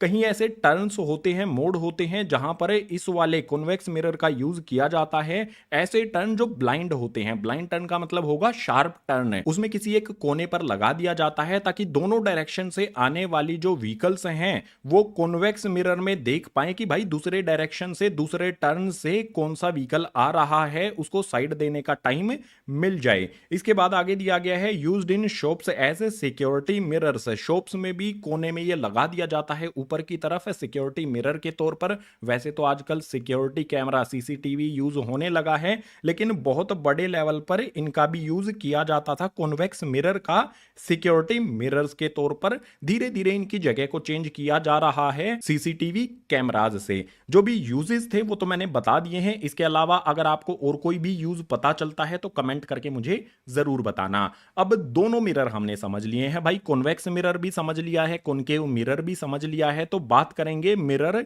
Formula की। भाई मिरर फॉर्मूला क्या होता है? मिरर फॉर्मूला मैं आपके लिए लिख देता हूं। 1/v होता है, प्लस में 1/u होता है, और ये दोनों इक्वल होते हैं ऐड होकर 1/f के। ये बहुत इंपॉर्टेंट है, तो यहां पर मैंने स्टार भी लगा दिया है। आप कहोगे भैया ये तो बता दो v क्या होता है, u क्या होता है, f क्या होता है। वैसे f तो हमारा मैंने आपको बता ही दिया था। v और u के बारे में यहां पर मैं लिख देता हूं। फॉर्मूले में जो भी हमारा यहां पर v है वो होता है इमेज डिस्टेंस। उसके बाद बात करें u की तो ये होता है ऑब्जेक्ट का डिस्टेंस, और f की बात करते हैं तो इसके बारे में मैंने आपको पहले ही बता दिया था, ये होता है फोकल लेंथ है। इस फॉर्मूले से रिलेटेड बहुत सारे न्यूमेरिकल्स करेंगे हम इस चैप्टर की जो भी सेकंड वीडियो होगी जिसमें क्वेश्चन आंसर्स और न्यूमेरिकल्स करेंगे। बहुत सारे न्यूमेरिकल्स मैं आपको कराऊंगा इस फॉर्मूले से रिलेटेड, ताकि एग्जाम में जो भी आप जाओ इस फॉर्मूले का सही तरह से आपको यूज करना आ जाए। इसके बाद एक और फॉर्मूला आता है मैग्निफिकेशन ऑफ स्फेरिकल मिरर्स का। इसमें क्या दिया गया है? It is the ratio of height of image and height of object. Magnification एक फॉर्मूला होता है जिसमें हाइट ऑफ इमेज और हाइट ऑफ ऑब्जेक्ट का रेशियो हमें पता चल जाता है। तो मैग्निफिकेशन के फॉर्मूले को m से डिनोट किया जाता है। इसमें v/में u आता है और इक्वल होता है ये h-में h के। v और u क्या होता है यहां से आपको पता चल रहा होगा। बात करते हैं यहां पर h डैश की और h की। ये क्या होते हैं यहां पर आपके सामने लिख देता हूं। h डैश है ये रिप्रेजेंट करता है हाइट ऑफ इमेज को, और h जो है ये बताता है हाइट ऑफ ऑब्जेक्ट को। तो दो फॉर्मूले हो गए हैं मिरर से रिलेटेड। पहला वाला फॉर्मूला मिरर फॉर्मूला हो जाता है, दूसरा मैग्निफिकेशन ऑफ स्फेरिकल मिरर्स का फॉर्मूला हो जाता है। न्यूमेरिकल्स वाली वीडियो में इन फॉर्मूलों का यूज कैसे करना है सोल्व करने के लिए न्यूमेरिकल्स को सारी चीजें समझेंगे। अभी जो हमारा मिरर वाला कॉन्सेप्ट है ना भाई, वो हो जाता है कंप्लीट, यानी कि रिफ्लेक्शन ऑफ लाइट हमने समझ लिया है। लगभग आधा चैप्टर हमारा हो गया है। अभी आधा चैप्टर जो और बचा है रिफ्रैक्शन वाला कॉन्सेप्ट, उसको समझने के लिए मूव करते हैं नेक्स्ट पेज पर। चैप्टर का हमारा नेक्स्ट मेजर कॉन्सेप्ट शुरू होता है refraction of light. Refraction of light में क्या होता है? सबसे पहले हमें यहां पर दिया है the change of direction of light passing from one transparent medium to another. कभी भी लाइट ट्रांसपेरेंट मीडियम को पास करके एक मीडियम से दूसरे मीडियम में ट्रेवल कर सकती है। जो हमारे शाइनी सरफेसेस होते हैं उनसे तो रिफ्लेक्ट हो जाती है, लेकिन जो शाइनी सरफेसेस नहीं होते हैं, ट्रांसपेरेंट होते हैं, उसके वो अंदर भी एंटर कर जाती है। जैसे ग्लास होता है, लाइट गई ग्लास के अंदर एंटर कर जाती है, ट्रांसपेरेंट ग्लास जिसपे पॉलिश नहीं की गई होती है। वाटर में भी एंटर कर जाती है। इसी तरह से हमें आगे यहां पर दिया है cause of reflection speed of light changes when it enter one medium to another. जो भी लाइट है उसकी स्पीड में चेंजेस आ जाते हैं जब वो किसी एक मीडियम से दूसरे मीडियम में एंटर करती है। एग्जाम्पल के लिए आपको बता देता हूं, जैसे यहां पर एयर है और ये एक ग्लास स्लैब है। इस ग्लास स्लैब में यहां से हम एक टॉर्च ऑन करते हैं, लेजर लाइट ऑन करते हैं। जैसे ही ये एयर में होती है, बिल्कुल ठीक है, सीधी लाइन में चल रही है। उसके बाद जो भी यहां पर ये सरफेस है, ग्लास वाला सरफेस से शुरू होता है, ग्लास वाले सरफेस पर ये टकरा कर इसमें एंटर कर जाती है। और आप ध्यान से देखो, सीधी कहां पर आनी चाहिए थी? ये इस तरह से आनी चाहिए थी, सीधी डायरेक्शन में। लेकिन जब ये ग्लास में एंटर करती है तो इसकी डायरेक्शन जो है ना वो चेंज हो जाती है, थोड़ा सा इस डायरेक्शन में ये घूम जाती है। तो ये होता है रिफ्रैक्शन ऑफ लाइट। इसके कुछ एग्जांपल्स ले लेते हैं, बहुत डिटेल में हमें समझना है क्योंकि इसे। तो सम एग्जांपल्स ऑफ रिफ्रैक्शन में हमें दिया है the bottom of swimming pool appear higher. हम जब स्विमिंग पूल के बाहर खड़े होते हैं तो हमें लगता है कि जो स्विमिंग पूल है वो ज्यादा गहरा नहीं है, लेकिन जब उसमें उतरते हैं तो पता चलता है उसकी असल डेप्थ के बारे में। इसके बाद नेक्स्ट यहां पर दिया है pencil appear bent when put in water. एक कांच का ग्लास लो, उसके अंदर पेंसिल रख दो, उसके बाद उसके सामने से देखोगे ना तो आपको लगेगा कि भाई पेंसिल मुड़ी हुई है। ठीक है, ये तो आप खुद भी कर सकते हो। ये किस वजह से होता है, पेंसिल मुड़ने की वजह क्या होती है, या फिर पेंसिल में एक कट लगा हुआ है, ये रिफ्रैक्शन की वजह से होता है। या फिर एक कांच का ग्लास ले लो, ठीक है, ग्लास में क्या करना है, आपने एक लेमन डाल देना है। लेमन का साइज आपको पता है जो भी होगा, अगर उस लेमन को आप ग्लास में डाल दोगे ना तो वो बड़ा दिखेगा पानी के अंदर। ये सारी चीजें रिफ्रैक्शन ऑफ लाइट की वजह से होती हैं। अब रिफ्रैक्शन ऑफ लाइट में सबसे पहले हमें समझना होगा कि भाई रिफ्रैक्शन ग्लास स्लैब में किस तरह से होता है। इसको समझने के लिए मूव करेंगे नेक्स्ट पेज पर। जो भी ग्लास स्लैब होती है उससे किस तरह से रिफ्रैक्शन होता है, इसको थोड़ा सा डिटेल में हमें जानना पड़ेगा। तो उसके लिए हमारे पास यहाँ पर PQRS ये एक ग्लास स्लैब है। यहाँ बाहर की तरफ एयर का मीडियम है और अंदर हमारा ये ग्लास स्लैब है। तो भाई ग्लास मीडियम ये हो जाएगा, यानी कि दो अलग अलग मीडियम है। एयर हमारा एक मीडियम है और ग्लास हमारा एक मीडियम है। दो अलग अलग मीडियम में अलग अलग स्पीड से लाइट ट्रैवल करती है। तो भाई क्या करते हैं, जो हमारी ये येलो लाइन आपको दिख रही है ना, ये क्या है, एक बीम ऑफ लाइट है। ठीक है, बीम ऑफ लाइट को हम ग्लास स्लैब की तरफ छोड़ देते हैं। जिस वाले पॉइंट पर ये ग्लास स्लैब से टकराएगी वहां पर हमने एक नॉर्मल लाइन ड्रॉ कर दी है। नॉर्मल आपको पता है ना, ग्लास स्लैब का जो भी ये सरफेस है इस पर ये परपेंडिकुलर होती है। अब जहां पर भी हमारी ये इंसिडेंट रे है इस नॉर्मल पर जाएगी तो इसके साथ एंगल बनाएगी, एंगल ऑफ इंसिडेंस, यानी कि एंगल आई यहां पर बनेगा। इसके बाद क्या होगा, इस चीज को समझना। ये यहां पर जो हमारी लाइट है वो एयर में है, उसके बाद ये ग्लास में एंटर करेगी ना तो जो लाइट है वो बैंड हो जाएगी। वो सीधे पाथ पर जाने की बजाय वो थोड़ा सा बैंड हो जाएगी। किस साइड में, लाइट बीम जो है वो बैंड हो जाएगी नॉर्मल की तरफ। और यहां पर जो एंगल है ना वो बनेगा एंगल आर नॉर्मल के साथ। इस वाली कंडीशन में हमारा जो एंगल आई है ना, angle i greater than angle r होता है। इस वाली चीज को आपने ध्यान में रखना है। असल में जो लाइट रे है, लाइट बीम है, उसका पाथ क्या होना चाहिए था, बिल्कुल सीधा होना चाहिए था। लेकिन मीडियम चेंज होने की वजह से एयर से ग्लास में वो एंटर करती है, मीडियम चेंज हो गया तो वो नॉर्मल की तरफ बेंड हो जाती है, मुड़ जाती है। ऐसा हमें दिखता है, ऐसा फिनोमिना होता है एक मीडियम से दूसरे मीडियम में जाने पर लाइट का। इसके बाद जो भी लाइट है वो इस तरह से यहां पर आ जाएगी। जब ये एग्जिट करने वाले पॉइंट पर होगी, ग्लास स्लैब के एग्जिट वाले पॉइंट पर जब ये आएगी तो यहां पर क्या होगा, हमारा यहां पर इस वाले नॉर्मल पर क्या होगा, इस वाले नॉर्मल पर हमारा एंगल ऑफ इंसिडेंट बनेगा ऊपर की तरफ है, एंगल ऑफ रिफ्लेक्शन बनेगा बाहर की तरफ है। तो फर्स्ट वाला जो केस था, इस वाले पॉइंट पर तो हमारा angle i greater than r था, और इस वाले पॉइंट पर क्या होगा, हमारा जो भी एग्जिट वाला पॉइंट है ना उसमें हमारा angle i is a smaller than angle r हो जाएगा। ठीक है, या फिर ये कह सकते हैं कि भाई एंगल आर यहां पर बड़ा होगा, एंगल आई जो है वो छोटा होगा, क्योंकि यहां इस वाले पॉइंट पर भी क्या हुआ है, चेंज इन मीडियम हुआ है। अंदर की तरफ ग्लास है, बाहर की तरफ एयर है। ग्लास से एयर की तरफ आएगी तो जो भी हमारी नॉर्मल लाइन है उससे दूर की तरफ ये फिर से बेंड हो जाती है। अब हमें यहां पर एक चीज क्या समझनी है कि जो भी लाइट का सीधा पाथ था, भाई इस पाथ से आनी चाहिए थी, लेकिन अब वो बेंड हो गई है मीडियम चेंज होने की वजह से। अब जो ओरिजिनल पाथ होना चाहिए था ना लाइट का, वो ओरिजिनल पाथ और जो हमारा इसका बाद में रिफ्रैक्शन होने के बाद का पाथ है, इसके बीच में यहां पर एक डिस्प्लेसमेंट हो जाता है। इस डिस्प्लेसमेंट को हम डिनोट कर लेते हैं, मान लेते हैं कि भाई ये एक्स से डिस्प्लेसमेंट हो गया है, और इस एक्स को क्या कहा जाएगा, इसके बीच की दूरी को जो है ना वो कहा जाता है लेटरल डिस्प्लेसमेंट।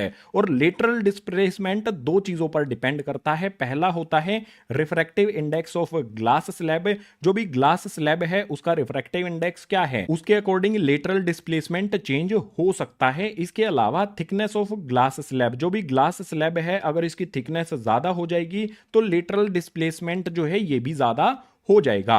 अगर थिकनेस कम होगी तो लेटरल डिस्प्लेसमेंट कम होगा, ज्यादा होने पर लेटरल डिस्प्लेसमेंट भी ज्यादा हो जाता है। ये चीजें आपको ध्यान रखनी है रिफ्रैक्शन थ्रू ग्लास स्लैब वाले कॉन्सेप्ट में। जब भी रिफ्रैक्शन होता है तो उसके कुछ नियम होते हैं। अब उन नियम यानी कि लॉज को भी हमें समझना पड़ेगा, तो उनको समझने के लिए मूव करते हैं नेक्स्ट पेज पर।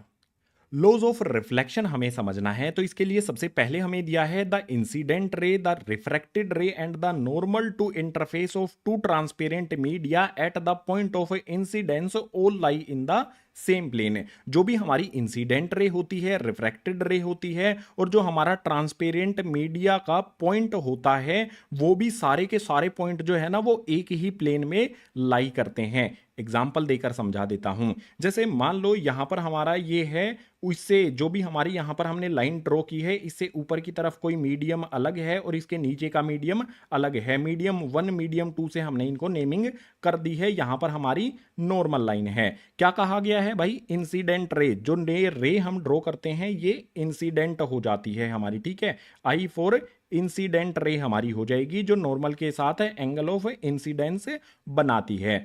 जो भी इंसिडेंट रे है उसके बाद रिफ्रैक्शन होगा, ठीक है। इस तरह से रिफ्रैक्शन होगा तो ये एंगल आर बनेगा, ये हो जाएगी हमारी रिफ्रैक्टेड रे। और जो भी हमारा मीडियम 1 और मीडियम 2 का इंटरफेस है, ये सारे के सारे एक ही प्लेन में होते हैं, यानी कि सारे के सारे इसी सरफेस पर यहां पर होते हैं। ये लॉ ऑफ रिफ्रैक्शन होता है। इसके अलावा एक और लॉ फॉलो करता है रिफ्रैक्शन, वो लॉ होता है स्नेल्स लॉ। स्नेल्स लॉ में कहता है the ratio of sine of angle of incident to sine of angle of refraction is a constant for light of given colour for a given pair of media. Snell's law में कहता है कि भाई जो भी एंगल ऑफ इंसिडेंस है और angle of reflection है, उसका साइन जो है ना वो कांस्टेंट के इक्वल होता है किसी गिवन लाइट कलर के लिए और पेयर ऑफ मीडिया के लिए। यानी कि ये सिंपल सी बात ये कहता है कि भाई साइन एंगल आई और यहां पर साइन एंगल आर, अगर इनका हम रेशो करेंगे तो ये कांस्टेंट रहता है। जो भी यहां पर हमारा एंगल आई है और एंगल आर है, साइन आई और साइन आर ये कांस्टेंट के इक्वल हो जाता है किसी गिवन पेयर मीडिया के लिए। यानी कि अगर हम मीडियम हम अपने फिक्स कर देते हैं, मान लो ऊपर वाला मीडियम एयर है, नीचे वाला ग्लास स्लैब है और लाइट का कलर भी सेम है, तो हमारा कांस्टेंट वैल्यू हमें मिल जाती है। ये बताता है हमें स्नेल्स लॉ। अब स्नेल्स लॉ के बाद जो भी रिफ्रैक्शन है उसमें सबसे इंपॉर्टेंट रोल प्ले करता है रिफ्रैक्टिव इंडेक्स। जब कभी भी लाइट एक मीडियम से दूसरे मीडियम में जाती है, तो रिफ्रैक्टिव इंडेक्स को समझने के लिए मूव कर लेते हैं गाइस नेक्स्ट पेज पर। रिफ्रैक्शन के लिए रिस्पॉन्सिबल होता है रिफ्रैक्टिव इंडेक्स, जिसको हम स्मॉल एन से शो करते हैं। अब रिफ्रैक्टिव इंडेक्स के बारे में दिया गया है the ratio of speed of light in given pair of medium. जो भी हमारे पेयर ऑफ मीडियम होता है उसमें स्पीड ऑफ लाइट कितनी होती है, उससे बनता है हमारा रिफ्रैक्टिव इंडेक्स। इसका फॉर्मूला होता है, इससे रिलेटेड न्यूमेरिकल्स भी होते हैं। फॉर्मूले में क्या होता है? N. N means refractive index, velocity of light in medium 1 upon में velocity of light in medium 2। ये रेशो हमें रख देना होता है। सिंपल है, वेलोसिटी ऑफ मीडियम 1 में velocity of light in medium 1 को हम v1 से शो कर देते हैं और velocity of light in medium 2 को हम शो कर देते हैं v2 से। तो इस तरह से हम पता लगा लेते हैं रिफ्रैक्टिव इंडेक्स एक मीडियम से दूसरे मीडियम का क्या होगा। ये सिंपल सा फॉर्मूला होता है, लेकिन ज्यादा यूज इसका नहीं होता है। ज्यादा यूज जिसका होता है उसकी बात करेंगे, एब्सोल्यूट रिफ्रैक्टिव इंडेक्स की। एब्सोल्यूट रिफ्रैक्टिव इंडेक्स क्या होता है? Refractive index of medium with respect to vacuum और एयर। जो भी रिफ्रैक्टिव इंडेक्स है ना, वैक्यूम और एयर के साथ किसी अदर मीडियम का किया जाता है तो उसे कहा जाता है refractive index, absolute refractive index. इसके लिए फॉर्मूला मैं आपको बता देता हूं, n इक्वल्स टू में c अपॉन में v होता है। अब c क्या होगा और v क्या होगा, दोनों चीजें लिखता हूं।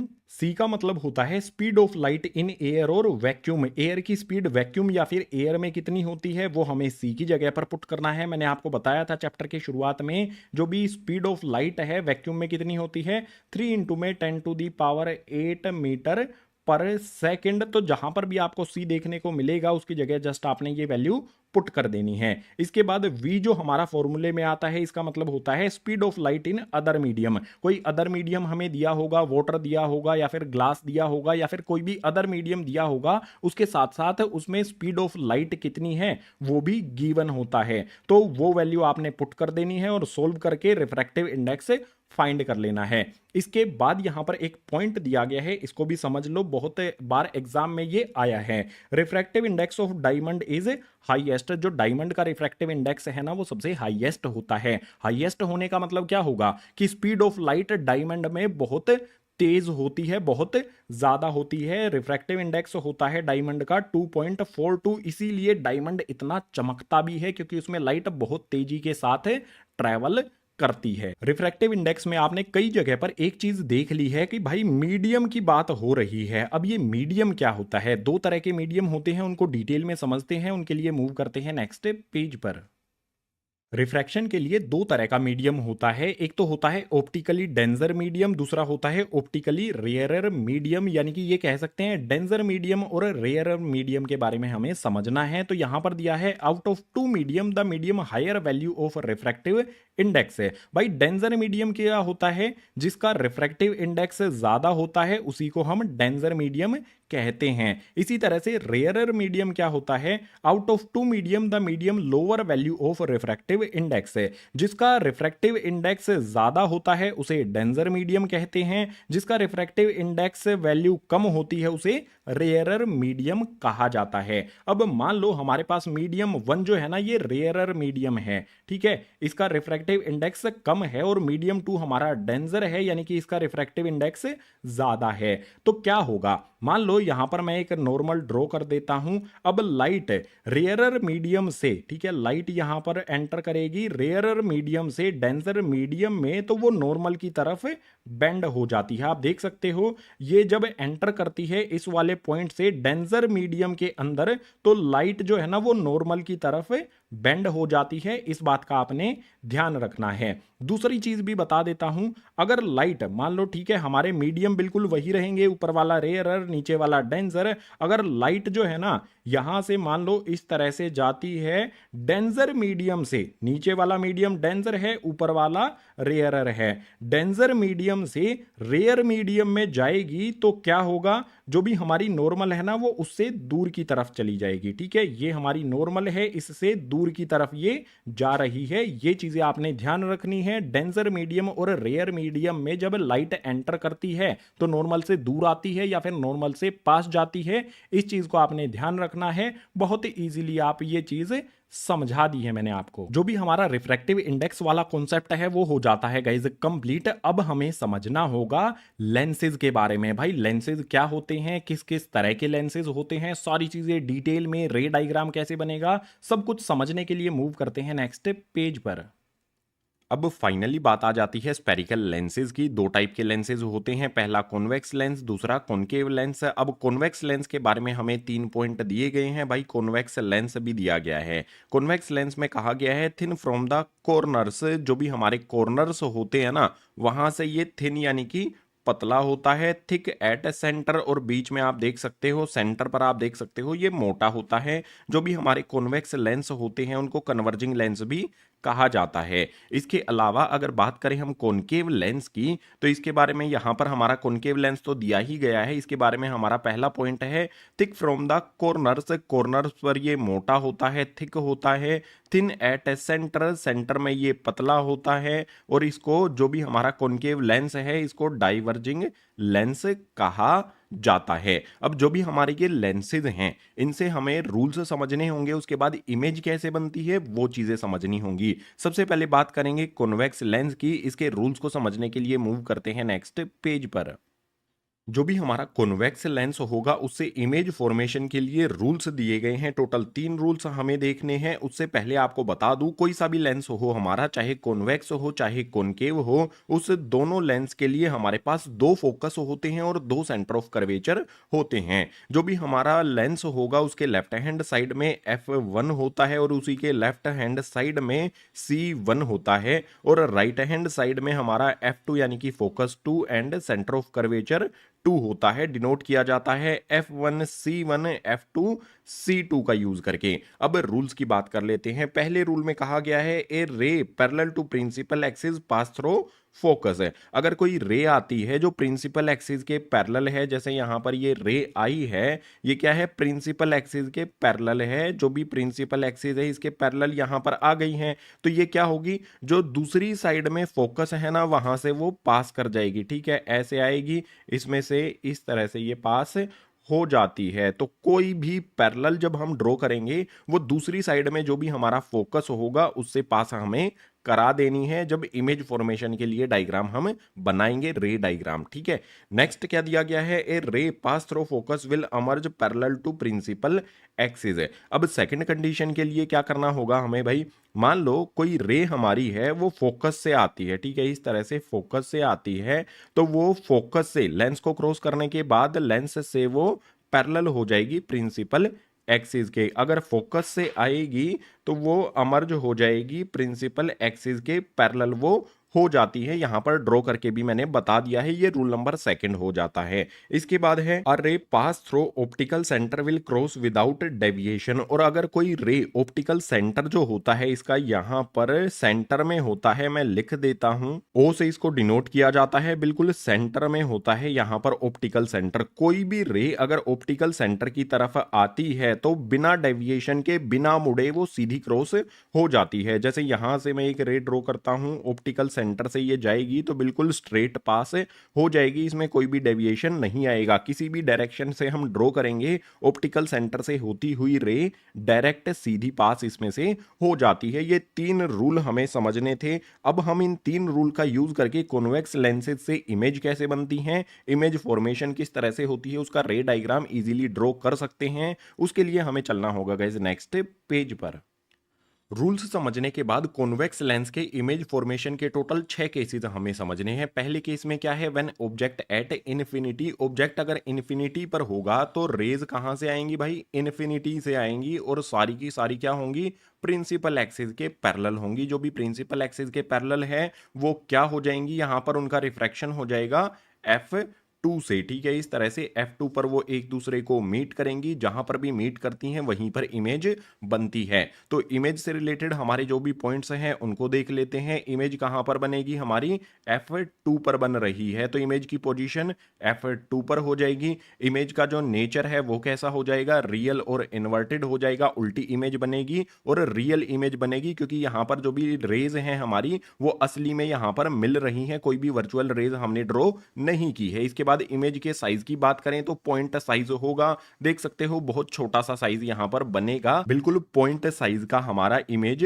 बनेगी ऑब्जेक्ट की। तो इमेज से रिलेटेड पॉइंट भी हमने समझ लिया है। फर्स्ट वाला केस हमने डिटेल में समझ लिया है रे डायग्राम और इमेज की प्रॉपर्टीज के साथ में। अब बात करते हैं सेकंड में, when object at beyond C, जो ऑब्जेक्ट है वो सी, सॉरी यहां पर हमारा आ जाएगा C1। ठीक है, हमारा ऑब्जेक्ट जो है ना वो C1 के बियॉन्ड हो, C1 के पीछे कहीं पर हो, तो ऑब्जेक्ट मैं बना देता हूं भाई, ये मेरा ऑब्जेक्ट हो गया है। अब ऑब्जेक्ट से क्या होगा, सबसे पहले ऑब्जेक्ट के हेड से हम एक पैरेलल ड्रॉ कर देंगे जो कि प्रिंसिपल एक्सिस के पैरेलल होगी। ये क्या होगी, अगर ये पैरेलल है तो F2 से ये क्रॉस हो जाएगी। एक सेकंड, दोबारा से मुझे ड्रॉ करना होगा, F2 से ये क्रॉस हो जाएगी। इसके बाद एक और मैं ड्रॉ कर देता हूं, ऑब्जेक्ट के हेड से ही जो भी यहां पर हमारा ऑप्टिकल सेंटर होता है उसको क्रॉस कराते हुए। तो भाई इस तरह से मुझे ड्रॉ करनी होगी, ये यहां पर कहीं एक दूसरे से मिलेंगी, ऑप्टिकल सेंटर से जाएगी तो ये सीधी पास होगी। ठीक है, तो यहां एक दूसरे को ये कट करती हैं, हमारी इमेज बन जाएगी ऑब्जेक्ट की। यहां पर आप देख सकते हो प्रिंसिपल एक्सिस से नीचे की तरफ इमेज बन रही है, यानी कि जो भी इमेज है उसके 3 पॉइंट अब क्लियर हो जाएगा हमें कि क्या क्या नेचर, साइज और पोजीशन होने वाली है। पोजीशन के बारे में तो आप देख सकते हो F2 और C2 के बीच में होगी, यही बात यहां पर लिखी गई है, बिटवीन F2 एंड C2 के बीच में इमेज की पोजीशन होगी। इमेज के नेचर की बात कर लेते हैं भाई, रियल इमेज बनेगी और इन्वर्टेड यानी कि उल्टी इमेज भी बन रही है। इसके अलावा इमेज के साइज की बात करेंगे, डिमिनिश्ड साइज होगा यानी कि छोटा, स्मॉल साइज होगा। यहां पर ऑब्जेक्ट देख सकते हो बड़ा है और इसकी इमेज देख सकते हो छोटी है। जो भी सेकंड केस था उसका रे डायग्राम और इमेज की प्रॉपर्टीज सभी चीजें समझने के बाद थर्ड और फोर्थ वाला केस समझना है, तो उसके लिए चलेंगे अगले पेज पर।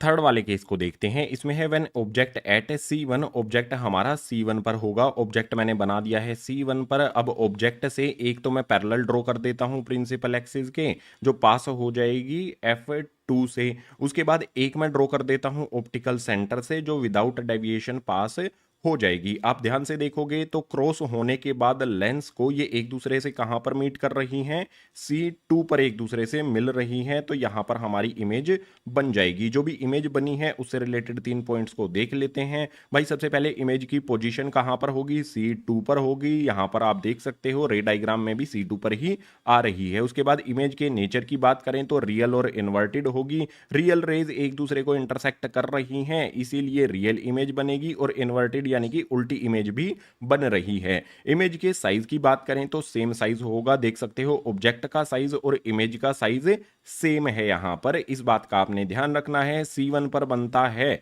C1 पर ऑब्जेक्ट है तो C2 पर उसकी इमेज बन जाती है। इसके बाद फोर्थ वाले केस को देखो, when object eight between F1 and C1, जो भी हमारा ऑब्जेक्ट है वो C1 और F1 के बीच में कहीं पर है। तो भाई ये ऑब्जेक्ट मैं बना देता हूं। जो भी मेरा यहाँ पर ऑब्जेक्ट है, ऑब्जेक्ट से सबसे पहले एक तो मैं पैरेलल ड्रॉ कर देता हूं प्रिंसिपल एक्सिस के। ये पास हो जाएगी कहां पर, फोकस से, इस तरह से सीधी ये पास हो जाएगी। इसके बाद एक और मुझे ड्रॉ करनी पड़ेगी, मैं वो ऑप्टिकल सेंटर से ड्रॉ कर देता हूं। तो भाई ऑप्टिकल सेंटर है, जो भी ऑब्जेक्ट है उसके हेड से ऑप्टिकल सेंटर से इस तरह से मैं ड्रॉ करूंगा।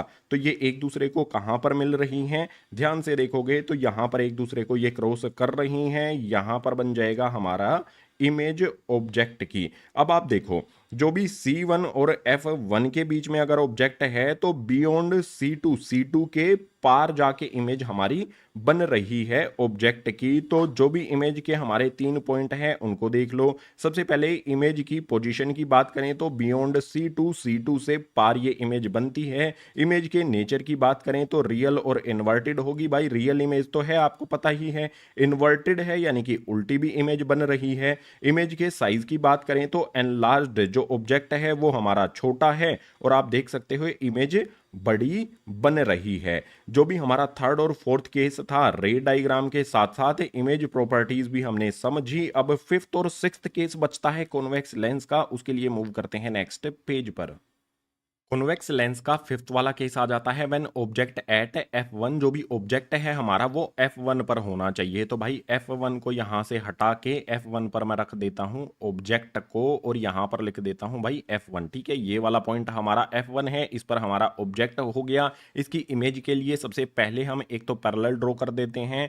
पैरेलल ड्रॉ करेंगे वो F2 से पास हो जाएगी। इसके बाद एक हम ड्रॉ कर देते हैं जो ऑप्टिकल सेंटर होता है इसका, वहां से पास होगी। तो भाई ये मैं ड्रॉ कर देता हूं ऑप्टिकल सेंटर से। आप देखो ये कहीं पर भी जब पास हो जाएंगी ये लेंस से, तो कहीं पर भी लगता है आपको ये मिलेंगी। आपको ये नहीं लगता कि भाई ये दोनों पैरेलल हो गई हैं, इनके बीच इक्वल डिस्टेंस रहेगा हमेशा, कितनी दूर तक भी ये चली जाएं। यानी कि इस वाली कंडीशन में क्या होगा, जो भी इमेज है वो कहीं इन्फिनिटी यानी कि अनंत पर जाकर बनेगी। ठीक है, तो फोकस यानी कि F1 पर ऑब्जेक्ट होता है तो इमेज बनती है इन्फिनिटी पर। इसी के बारे में दिया गया है, इमेज की पोजीशन जो है वो एट इन्फिनिटी अनंत पर बनेगी। इमेज के नेचर की बात करें तो रियल और इन्वर्टेड बनेगी। भाई रियल में कहीं ना कहीं तो जाकर ये मिलेंगी ही। उसके बाद इन्वर्टेड इमेज बनेगी, और जो भी इमेज का साइज है वो हाई एनलार्ज्ड होगा, यानी कि बहुत बड़ा साइज बनेगा। जो भी ऑब्जेक्ट है उससे इमेज बहुत ज्यादा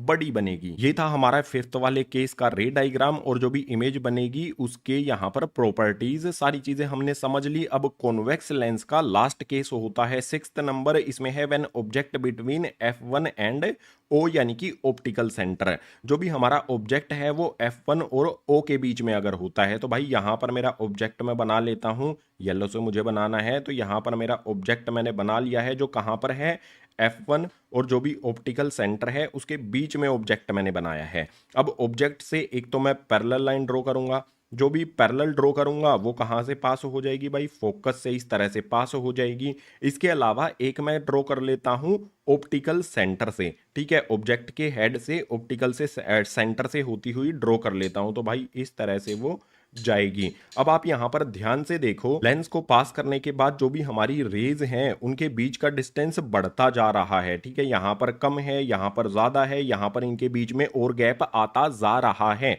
यानी कि इस डायरेक्शन में तो ये एक दूसरे से कभी भी मिलेंगी ही नहीं। जिस तरफ गैप कम होता जा रहा है यानी कि इस डायरेक्शन में हम वर्चुअल रेज ड्रॉ कर सकते हैं इनको मिलाने के लिए। तो भाई इस तरह से वर्चुअल मैं ड्रॉ कर देता हूं। ठीक है, इस तरह से डॉटेड जो है ये वर्चुअल हो गई हमारी। ये इस तरह से चलती रहेंगी, कहीं ना कहीं जाकर ये एक दूसरे को यहाँ पर मिल जाएंगी, यहाँ पर बन जाएगी हमारी इमेज। और ये इमेज कैसे बनी है? वर्चुअल रेज से बनी है, तो वर्चुअल इमेज होगी। इस बात का आपने ध्यान रखना है। जो भी इमेज है उससे रिलेटेड हमें क्या दिया गया है? पोजीशन जो है इमेज की वो सेम साइड होगी, जिस साइड में ऑब्जेक्ट है लेंस के उसी साइड में इमेज बनती है। और इमेज के नेचर की बात करें तो भाई वर्चुअल होगी, क्योंकि वर्चुअल रेज से बन रही है। इरेक्ट यानी कि सीधी होगी। देख सकते हो प्रिंसिपल एक्सिस के ऊपर की तरफ ही इमेज बन रही है, प्रिंसिपल एक्सिस के ऊपर की तरफ ही हमारा ऑब्जेक्ट भी है। उसके बाद इमेज का साइज क्या होगा? एनलार्ज्ड होगा। ऑब्जेक्ट छोटा है, इमेज बड़ी है, तो एनलार्ज्ड इमेज यहां पर बन रही है। जो भी हमारे 6 केसेस थे कॉन्वेक्स लेंस के, सभी के लिए हमने रे डायग्राम भी समझा और जो इमेज है उसकी प्रॉपर्टीज भी हमने समझ ली हैं। तो कॉन्वेक्स लेंस वाले जो भी केसेस थे वो हो जाते हैं कंप्लीट। अब हमें रूल्स समझने होंगे कॉनकेव लेंस के लिए। उसके बाद उसके लिए भी इमेज फॉर्मेशन के लिए रे डायग्राम ड्रॉ करेंगे। तो उनके लिए मूव करते हैं नेक्स्ट पेज पर। जो भी हमारे कॉनकेव लेंस हैं उनकी इमेज फॉर्मेशन के लिए रूल्स समझ लेते हैं। टोटल 3 रूल्स हमें दिए गए हैं। उससे पहले जो भी कॉनकेव लेंस होगा हमारा, उसके लिए भी हमारा f1c1 होता है लेफ्ट हैंड साइड में, f2c2 होता है हमारा लेंस के राइट साइड में। इस बात का आपने ध्यान रखना है। पहले रूल में क्या कहता है? A ray parallel to principal axis pass through focus of same side है। जो भी हमारी प्रिंसिपल एक्सिस के पैरेलल अगर कोई रे हम ड्रॉ करते हैं तो वो क्या होगी? ये होता है डाइवर्जिंग मिरर। वो इस तरह से डाइवर्ज हो जाएगी बाहर की डायरेक्शन में, वो f2 की तरफ नहीं जाएगी। ये डाइवर्ज हो जाती है, बाहर की डायरेक्शन में जाती है। लेकिन अगर इसके लिए हम वर्चुअल इसके अपोजिट डायरेक्शन में जब ड्रॉ करेंगे तो ये कहां से पास होगी भाई? ये पास होती है इस तरह से फोकस से। ठीक है, डॉटेड लाइन जो ड्रॉ की है मैंने ये F1 से पास होती है। इस बात का आपने ध्यान रखना है। इसके बाद सेकंड क्या कहा गया है? A ray appear toward focus will emerge parallel to principal axis. बिल्कुल इसका उल्टा अगर हम करते हैं, मैं क्या करता हूं भाई? जो भी मेरी फोकस की तरफ अगर मैं ड्रॉ करता हूं, एक सेकेंड, अगर मैं यहां पर फोकस की तरफ कोई ड्रॉ करता हूं, जैसे यहां से मैं एक रे ड्रॉ करता हूं, हमारे F2 की तरफ ड्रॉ करता हूं मैं, ये इस तरह से मैं ड्रॉ करूंगा। यहां से F2 की तरफ मैं ड्रॉ कर रहा हूं, ये कि ये F2 की तरफ चली जाए। फोकस की तरफ अगर हम कोई ड्रॉ करते हैं तो वो पैरेलल टू प्रिंसिपल एक्सिस हो जाती है। तो ये इसमें से पास होकर प्रिंसिपल एक्सिस के पैरेलल हो जाएगी। ये है रूल नंबर 2। इसके बाद रूल नंबर 3 कहता है अ रे pass through optical centre will cross without any deviation. अगर ऑप्टिकल सेंटर से हम कोई रे पास कराते हैं तो वो विदाउट डेविएशन सीधी की सीधी पास हो जाएगी, इसमें कोई भी डेविएशन नहीं आएगा। इस तरह से वो पास हो जाएगी इस लेंस से। ये 3 रूल आपने ध्यान रखने हैं इमेज फॉर्मेशन के लिए। रे डायग्राम जब हम बनाएंगे तो अब 2 तरह के केसेस होते हैं कॉनकेव लेंस के लिए रे डायग्राम में इमेज फॉर्मेशन के लिए। उनको समझना है तो एक ही पेज पर समझ लेंगे, उसके लिए चलेंगे अगले पेज पर। कॉनकेव लेंस की इमेज फॉर्मेशन के टोटल 2 केसेस होते हैं, दोनों को एक एक करके इसी पेज पर समझ लेंगे। फर्स्ट वाले केस में है when object at infinity. Object अगर इन्फिनिटी पर कहीं होता है तो भाई इन्फिनिटी से इस तरह से जो भी रेज हैं वो आएंगी और जो भी हमारा ये लेंस है इस पर आ जाएंगी। लेंस पर आने के बाद क्या होगा? ये दोनों की दोनों इस तरह से डाइवर्ज हो जाएंगी। ठीक है, दोनों डाइवर्ज होने के बाद एक दूसरे से ये दूर जा रही हैं इस डायरेक्शन में, तो एक दूसरे से कहीं पर मिलेंगी नहीं। तो हमें क्या करना होगा? इनकी वर्चुअल हमें ड्रॉ करना पड़ेगा अपोजिट डायरेक्शन में। तो डॉटेड जो भी मैंने ड्रॉ की है ये फोकस से जाएगी और यहां पर भी जो ये है ये भी फोकस से जाएगी। अब फोकस पर एक दूसरे को मिलेंगी वर्चुअल रेज। तो जो भी हमारी इमेज है उसकी प्रॉपर्टीज, पोजीशन, नेचर और साइज क्या होगा, इसको देखने के लिए यहां पर आ जाते हैं। इमेज की पोजीशन की बात कर लेते हैं तो ये हो जाएगी F1 पर, क्योंकि यहां पर वर्चुअल रेज एक दूसरे को F1 पर ही मिलती हैं। इसके बाद इमेज के नेचर की बात करें तो वर्चुअल है, क्योंकि वर्चुअल रेज हमने यहां पर ड्रॉ की हैं। और इरेक्ट यानी कि जो भी इमेज है वो बिल्कुल सीधी भी बनेगी। इसके अलावा इमेज के साइज की बात करें तो पॉइंट साइज बहुत छोटी सी इमेज बनती है फर्स्ट वाले केस में जब ऑब्जेक्ट इन्फिनिटी पर होता है। रे डायग्राम और इमेज प्रॉपर्टीज आपके सामने लिख दी गई हैं। इसके बाद सेकंड केस होता है when object between infinity and O.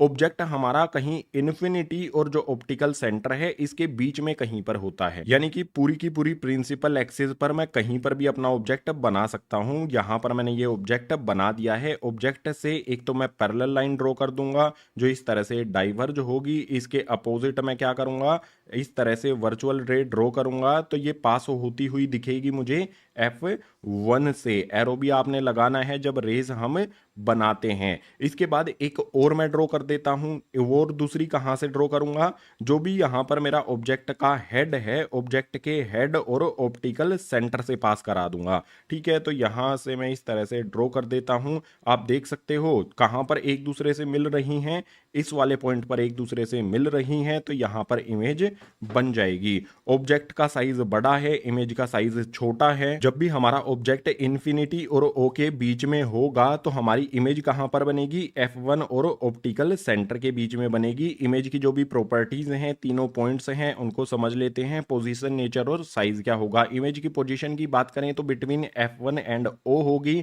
F1 और ऑप्टिकल सेंटर के बीच में इमेज हमारी बनेगी। इमेज के नेचर की बात करते हैं तो वर्चुअल एंड इरेक्ट होगी। वर्चुअल यहां पर हमने रेज ड्रॉ की हैं तो वर्चुअल इमेज होगी, और इरेक्ट यानी कि सीधी भी हो जाएगी। इसके बाद इमेज के साइज की बात करें तो डिमिनिश्ड यानी कि छोटी होगी। ऑब्जेक्ट का साइज बड़ा है, इमेज उसकी छोटी बनती है। डिमिनिश्ड का मतलब छोटी होती है। जो भी हमारे कॉनकेव लेंस के दो केसेस थे, दोनों के दोनों हमने समझ लिए हैं। तो कॉन्वेक्स और कॉनकेव दोनों के हमारे रे डायग्राम और इमेज की प्रॉपर्टीज समझने के बाद अब इंपॉर्टेंट बात पर आ जाते हैं, जो है हमारा लेंस फॉर्मूला। उसके लिए चलेंगे अगले पेज पर।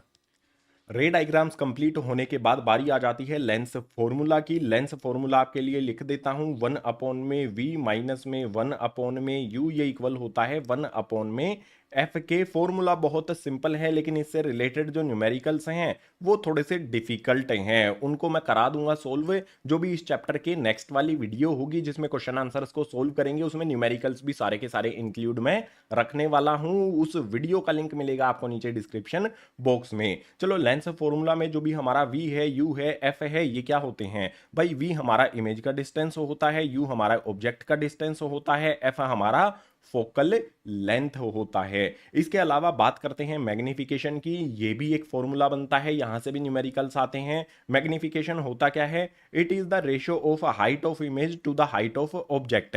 हाइट ऑफ इमेज और हाइट ऑफ ऑब्जेक्ट का रेशियो होता है। जो भी हमारा मैग्निफिकेशन का फॉर्मूला है वो कुछ इस तरह से होता है, m इक्वल्स टू में h डैश होता है, यहां पर h डैश अपॉन में h होता है। अब ये h डैश जो है हमारा, ये होता है हाइट ऑफ इमेज, और h होता है हमारा हाइट ऑफ ऑब्जेक्ट है। जो भी मैग्निफिकेशन है इसको फाइंड करने का एक और तरीका होता है, v अपॉन में u कर देना। अब v क्या होता है, u क्या होता है, ये पुट आपने कर देना है इमेज डिस्टेंस और ऑब्जेक्ट डिस्टेंस को। लेंस फॉर्मूला और मैग्निफिकेशन फॉर्मूला दोनों चीजें मैंने एक्सप्लेन कर दी।